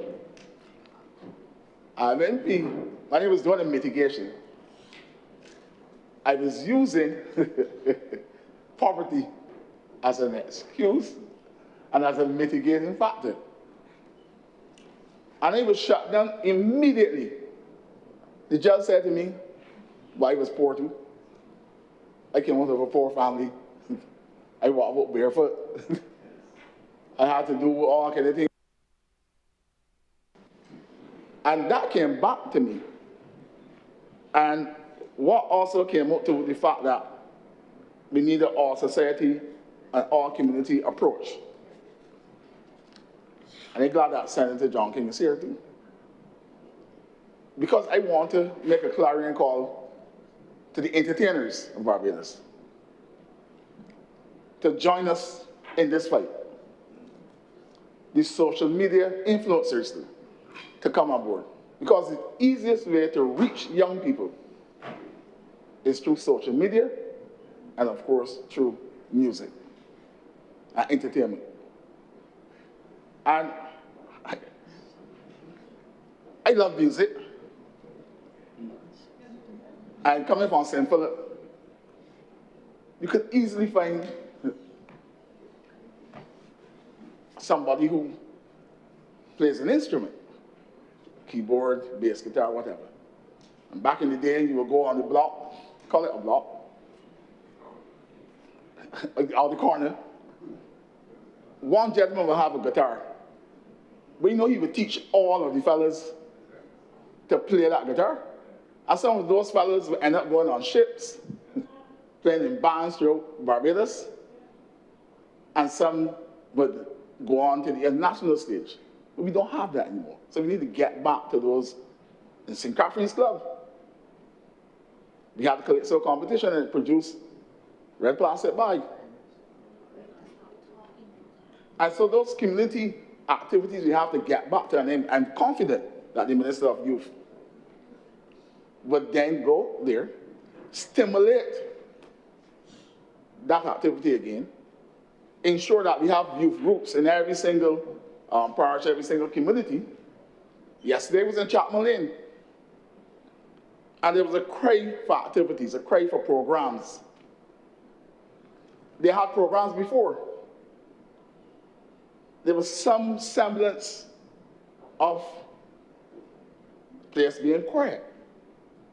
But suddenly, there's this upsurge. And we have to go into those hospitals urgently with programs that touch those persons that are the ones that are vulnerable, the families that are vulnerable too. There's a need for that. But let me go to Senator Waters. I don't know where he's gone. I don't know if he's gone to start his campaign, to see if he can get into a particular position at George Street. But let me say this, that he said that the advisory council, he was questioning the work and the productivity of the Advisory Council that I co-chair with you, Mr. President, and also my friend Senator Benjamin was on the committee. I recall the first meeting that was called by the Prime Minister. And we were informed that the opposition leader would be coming. And we were there waiting until the opposition, because they were given an invitation to come and sit and do some work and help us. A no-show again. A no-show. But if the opposition leader was crafty,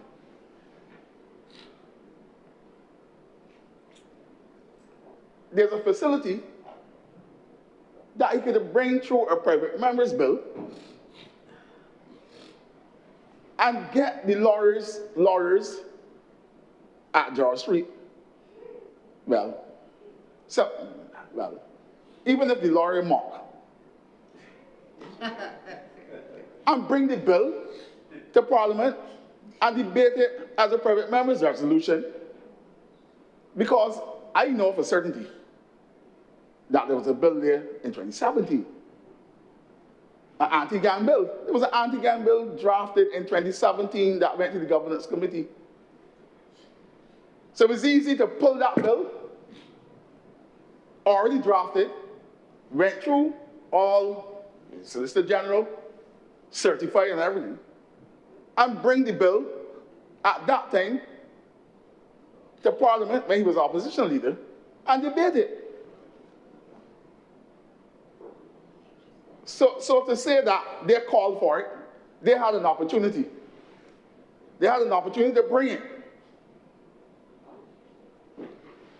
And to say that the Advisory Council was not working, again, I don't speak to people in their absence, because people in their absence.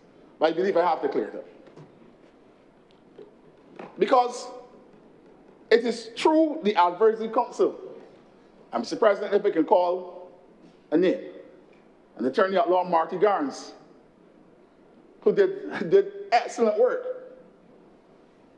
on the bills and the bill that was passed. We looked at the Jamaican and the Trinidadian bill, spent numerous hours,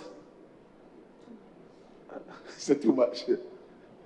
Looking at the provisions, the various provisions in the bill, and then we sent it to the Attorney General and signed by all the members. And that is used as a guide to bring about this bill today. So I don't know what he's talking. Sorry, I don't know what the honourable member is talking. And secondly, the wireless, the intercept of wireless communication, we also did work on that too.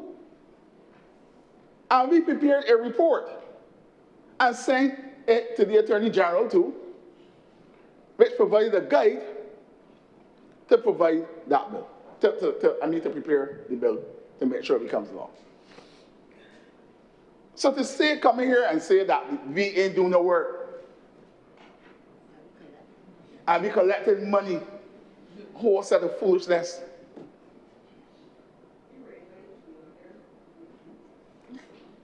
But let me get there now. I'm glad you raised that. I was asked after. I never see the document yet. I never seen the document yet. I was not even asked for any proposals. Someone who spent many years as a defense lawyer and who understands the criminal justice system in Barbados.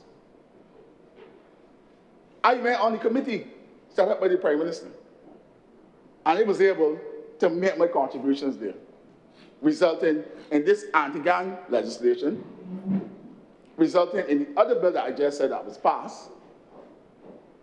And indeed, we also look at low-hanging fruits in the criminal justice system that we can deal with, and ensure that there are a number of suggestions and proposals made, and that was sent again to the Attorney General.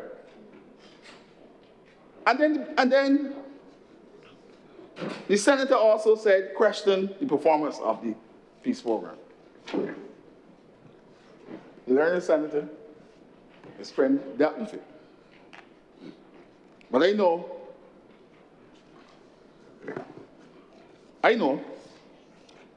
that to come here and say that the peace program only sports could do. I personally went to the domino competition, and a group of young men turned up from off the block now, and they said, I want to participate in this domino competition. All of them, they had on the shoes, they had on the shirts, but they want to play. We spoke to them and they said, look, we can play dominoes. The director then took all the names, took the telephone numbers, and when they went back the next week, the fellas were in uniforms, had a name for the team, and they were playing the domino competition. The impact is there. The evidence is there. And then to say that the peace program only deals with sports. Crave your indulgence, Mr. President, to go through the programs. The Level Up 100 program. This is not sports. This is dealing with young people, having them develop life skills. Not sports. Skills for Life program. And that is why, you see this hit and run thing by Senator Waters? I would like the opportunity to come back in here, sir, to deal with him, sir, in his presence, sir. Because it cannot mislead the public, sir. You can't go there and go just to get the 30 news or the 30 news to say something, then you can't rebut. But I can rebut it now. Elevate the peace program. Elevate the peace program. Senator Waters, where are you? You're running? You're running gone? Don't come in here and make statements and then stand up like a man and take your licks. Mr. President, then we go further. Strong parents, parenting and family strengthening initiatives. All of these things, Mr. Speaker. And then we have City Vibes that I personally went to, and I spoke to about 50 young people who are trying to set up their businesses, trying to become responsible and productive citizens. And you know, I understand why he's so caught up with the National Peace Program. I understand. I understand that. And we could also give him a peace program to take up to George Street. Call in a peace up there. PEAC or PIECE, they're none. Right. And then the Life Voice program. Community engagement and social intervention. So I think I have rest my case in relation to put in what he said. To rest. And then my learned friend, Senator Goodrich.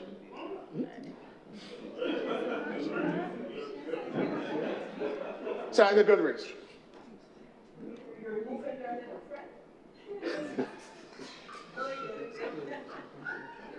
I call her learned friend. As you know, you're a senior to me. I have to follow traditions. My learned friend. My learned friend. But I understand the confusion.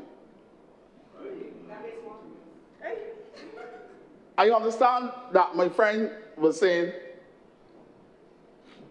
or trying to get around that whole concept of reasonable suspicion. I understand, too, that she was trying to introduce a well-known principle in law that we know about. And that if there's any issue of reasonable suspicion coming, in fact, any criminal prosecution, the standard of proof is what was said. What did you say? Yeah, he gave her her first criminal law book. I think Smith and Hogan. It's Smith and Hogan. Smith and Hogan on criminal law. And I believe that in that book you will see the case of Overton versus DPP, which speaks to the standard of proof that a prosecution should really, the standard to prosecute a criminal case, as a statement from a man called Lord Sankey. But then, I must clear the confusion, because I want to say to you, sorry, to Senator Goodrich, my apologies, that there are checks and balances. You're reading, yeah, you know you're reading. Checks and balances in the act already. There are checks and balances. So you don't need to worry about an extension of time and the impact you can have on a suspect in custody. We already said that look, there are transparency. Listen. Sorry, Mr. President. My humble apologies, sir. My humble apologies. Please press on. I said that the legislation this morning, their checks and balances, it respects the rights of suspects in custody, and it also gives rights to the police. And this is a balancing of rights, a balancing of interests. And that, if you read carefully, although they can hold you for 72 hours without a warrant, they have to give reasons, and there have to be a record. You know, when you go in the police station to the station diary, you've got to know in the record or station diary every single interaction with a suspect in the police. And that also, too, that the suspect got a right to apply to get rid of the order, discharge the order. So there should be no confusion, Senator Goodrich, or you should be clear now that we are not infringing on the rights of suspect. This bill is a fair bill, it is transparent, it places an obligation on the state to ensure that the rights, the fundamental rights of innocent, the presumption of innocence is observed. You understand? Good.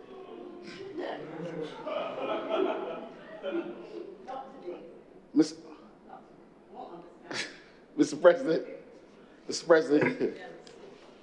I want to say further, respect to the independent senator, Mr. Ford.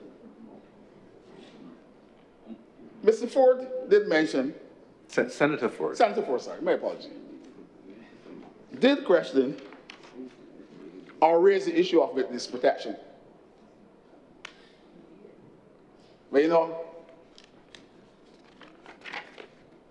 this bill called the Criminal Procedures Act passed in this chamber.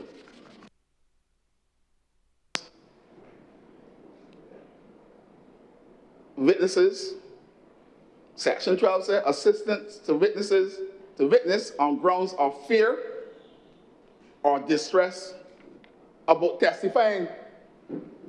They talk about vulnerable witnesses. So in this bill, sir, in this law, provides the protection. And I can tell you, I can list them up for you. Like Jamaica legislation, like Jamaica, there are special measures set out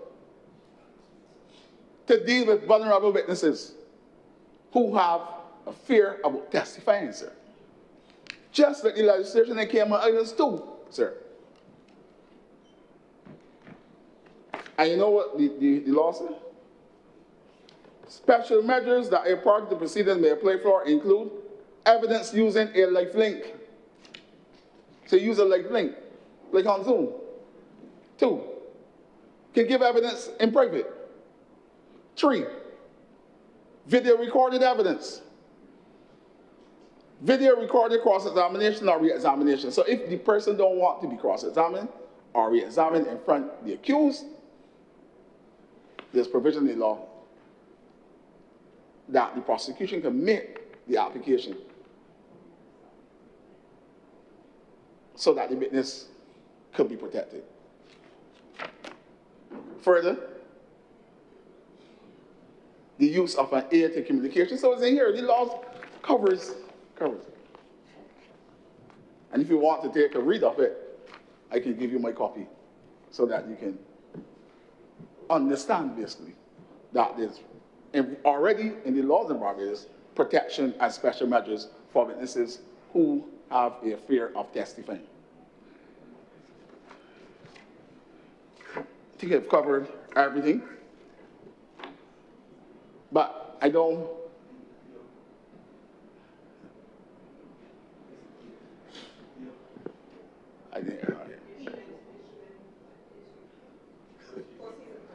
Yes, I will go to the proceeds of crime. Again, he spoke to the proceeds of crime. There is legislation there too, referred to by my learned friend and Senator Mr. Benjamin. I'm passing here too. Because even though when someone is charged for money laundering, even drugs, firearms, and the police go out the house and find money or whatever, they seize the money. And then they make an application to seize it. And the application of the seizure is served on the accused. So the law is there. It is there, Senator Ford. I think what we need, when we had the Proceeds of Crimes Act, in front of the prosecutor, there was a certain DPP who's now passed. And I thank him for my guidance, for guiding me throughout my career, giving my first archbold. And that he made, as soon as there was a conviction, he would get served the next day on the Proceeds of Crime Act. I seizing that boat, I seizing that vehicle, because he believed, and reasonably believe and suspect, that it's connected to the criminal offense. So there's provision in there, and you can't talk about you're infringing my property rights. The law is there. It gives you that power. It gives prosecutors that power. Respect. Again, the police, important stakeholders in this legislation, I can tell you that there will be a new station at District C in 6 Roads. There will be a new station Whole Town. There will be a new station in Black Rock Police Station will be moved. And there will be a new station built for those officers, improving the conditions of work for those officers. And also, too, I know that special investigators were given incentives. Were given incentives by this government because of the nature of work of police investigators, particularly now in this environment. That's a fact. So what Senator Walters is doing, hitting and running, hitting and running, hitting and running. And when he was speaking, something came through to my phone that he's struggling even to get shadow spokespersons, and that one is about to resign. So before he should get his house in order first, and then come and speak. about this building here. And not only that, tell the public what realistic proposals they have in that document and bring it to us to see if we can work with it. Don't stand up and criticize and say, look, we have a document. You know, make no sense. Well, I'm no longer on the committee, but I would ask, I hope that the new, I can't release the name of the new chairperson as yet. I mean co-chair, sorry, my apologies. Co-chair. Oh. Mr. President, can I start over? Can I start over, Mr. President? There's rule against repetition. We cannot allow, sir, a member to get up in here and mislead the House, sir, to speak about the National Peace Program and say all they're doing is sports, sir. And that's... Get up. What you raise, Senator Walker? Mr. President, the minister is misleading the House. I did not say our clinic is doing display sports. I said what is clear to the public is that they see the playing of dominoes and the playing of cricket as a staple in the peace program, and what we would like to know is what are the other programs that are reaching the at-risk youth in the communities based on the agenda and objectives of the peace program. You said all that. Yes, all that. Please continue. But what you know he says, sir. But sir, Mr. President, I know what he said, sir. He said that the Democratic Labour Party is seeing crime as a political issue, sir. He said that. I will sit down, sir. Object.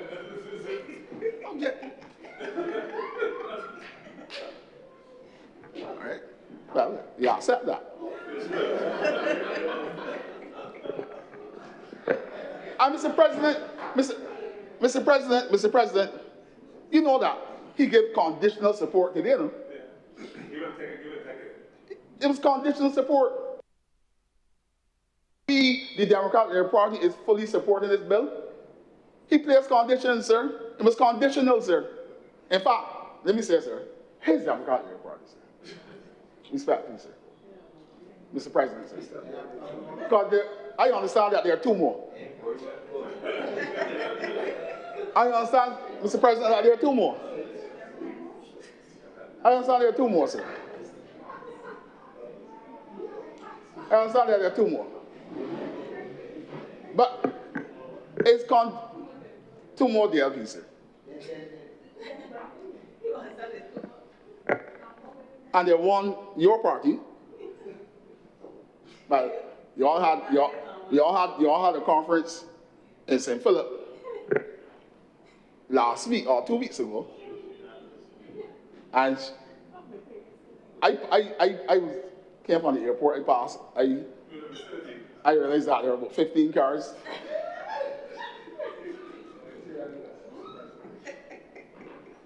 I wrap it now, sir. But I want to congratulate all honourable senators. I want to congratulate the Senator Goodrich for her excellent contribution.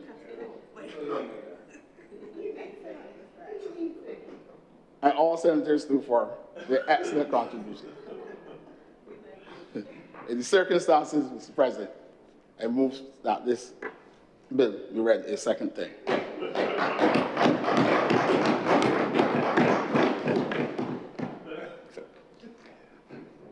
The question is that this bill be read a second time.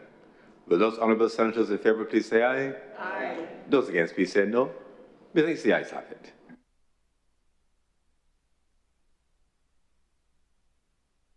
Mr. President, I beg to move that Your Honour do not leave the chair and the Senate resolve itself in committee for further consideration of this bill. The question is that it do not leave the chair and the Honourable the Senate resolve itself in the committee for further consideration of this bill.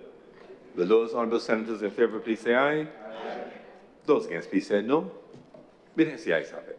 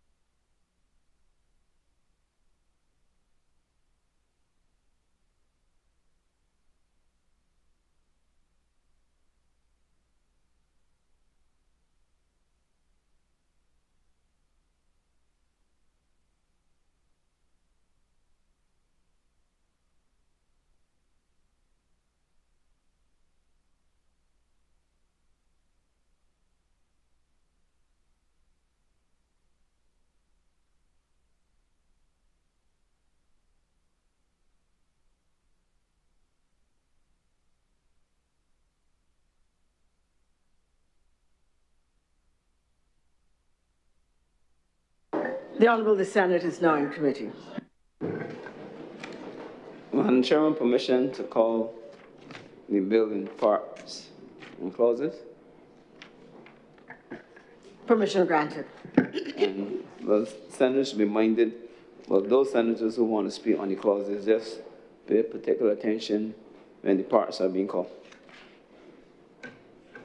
Part 1, clauses 1 to 4.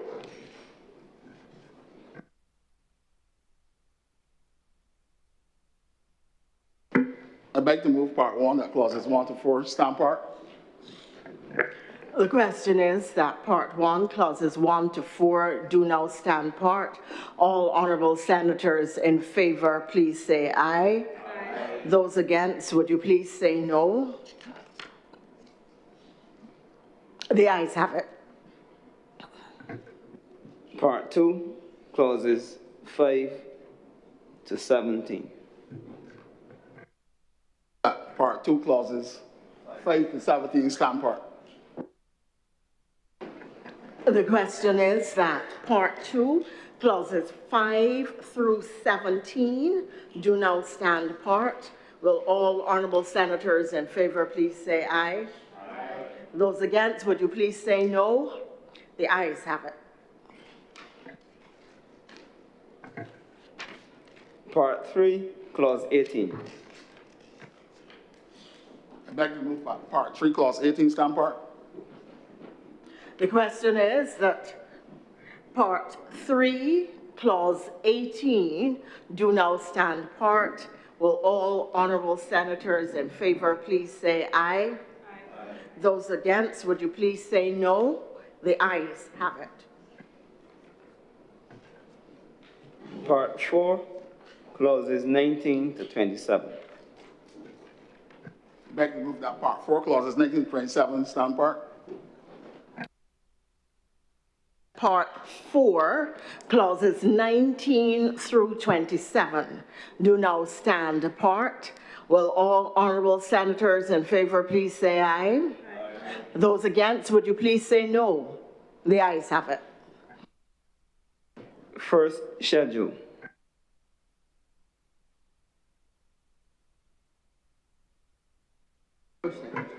I'd like to move that the first schedule be the first schedule to the bill. The question is that the first schedule be now the first schedule to the bill. All honourable senators in favour, please say aye. Aye. Those against, would you please say no? The ayes have it. The second schedule. I'd like to move that the second schedule be the second schedule to the bill. The question is that the second schedule be now the second schedule to the bill. Will all honourable senators in favour please say aye? Aye. Those against, would you please say no? The ayes have it.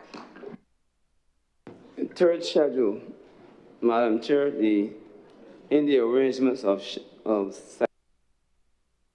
is listed as the third schedule, but in the body of the bill, It just has schedule, and we're going to treat it as a typo and have it corrected. The third schedule. First schedule with the third schedule to the bill. The question is that the third schedule, as newly identified, be the third schedule to the bill. All honourable senators in favour, please say aye. Aye. Those against, would you say no? The ayes have it.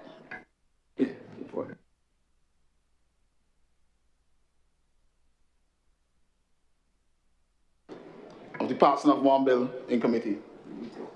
The question is that I do now report to His Honour the President the passing of one bill in committee. Will all honourable senators in favour please say aye? Aye. Those against, would you please say no? The ayes have it. Sorry.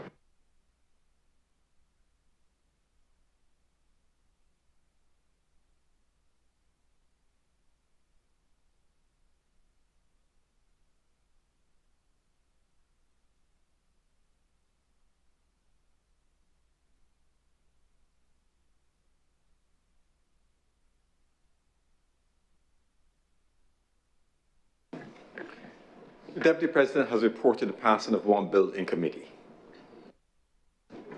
Mr. President, I beg that the bill be read the third time. The question is that this bill be read a third time. Will those honourable senators in favour please say aye? Aye. Those against please say no. Methinks the ayes have it. Mr. President, I beg that this bill be now passed and be cited as the Criminal Gangs Prevention and Control Act 2026. The question is that this bill do not pass and be cited as the Criminal Gangs Prevention and Control Act 2026. Will those honourable senators in favour please say aye? Aye. Those against please say no. Methinks the ayes have it. This bill is now passed and so cited.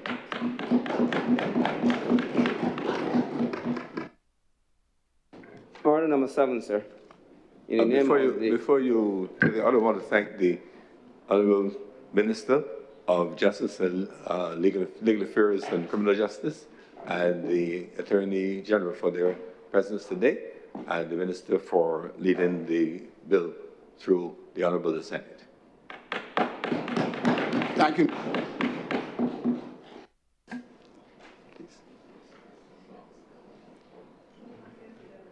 Order number 7, sir. In the name of the Honourable Leader of the Senate, to move the passing of a resolution that an address be presented to His Excellency the President approving the proposed reappointment of Dr. Nigel Taylor, JP, SCM, to the Office of Ombudsman. Senator Cummings.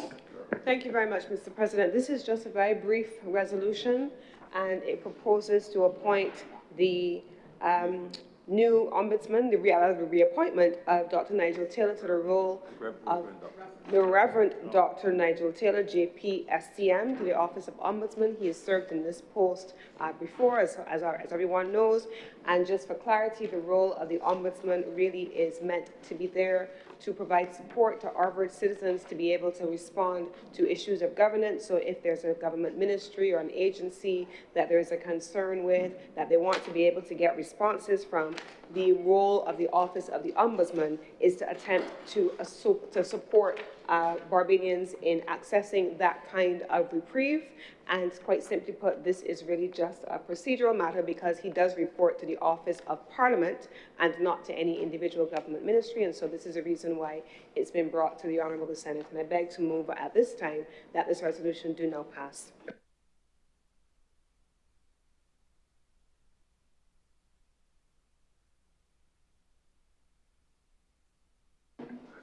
The question is that this resolution approving the reappointment of Reverend Dr. Nigel Taylor, JP, SCM, to the Office of Ombudsman do not pass. Those honourable senators in favour, please say aye. Aye. Those against, please say no. Methinks the ayes have it. This resolution is now passed. And His Excellency will be advised accordingly. Senator Cummings. Mr. President, that brings us to the end of government's business for the day, but I could not close without acknowledging the historic nature of today's debate. Today was, I think many of us were in this chamber when we made the constitutional amendment last year to allow for the right of audience. The right of audience which guaranteed ministers from either place to present their bills so that they're able to robustly present the substance of their bills rather than having it delegated to another minister to present in either chamber of Parliament.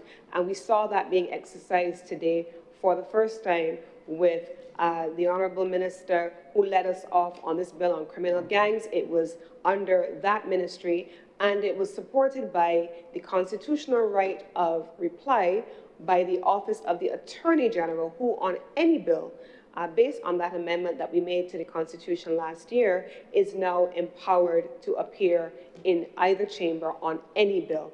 And I want to acknowledge that today's debate has benefited from the presence of these two learned jurists in their own right, learned lawyers in their own right, and I want to acknowledge the importance of the amendment which we made and was executed here today. So I want to thank them both for presenting here in the Senate. This is the first time that members of the other place have presented in this place, and it is one for the record in so many ways. But having come to the conclusion of government's business for the day, I beg to move that this Senate be suspended sine die. Adjourned sine die.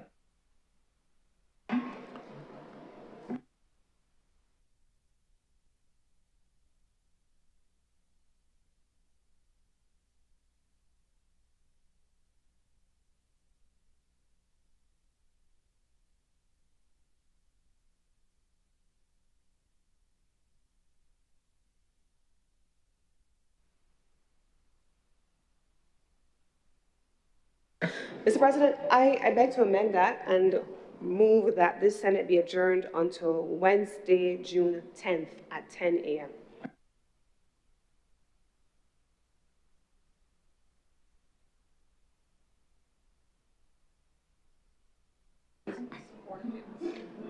The question is that the Honourable Senate do now adjourn until Wednesday, June the 10th at 11 a.m. The honourable senators in favour, please say aye. Aye. Those against, please say no. Methinks the ayes have it. The Honourable Senate is therefore adjourned until next Wednesday, which is June the 10th at 11 a.m.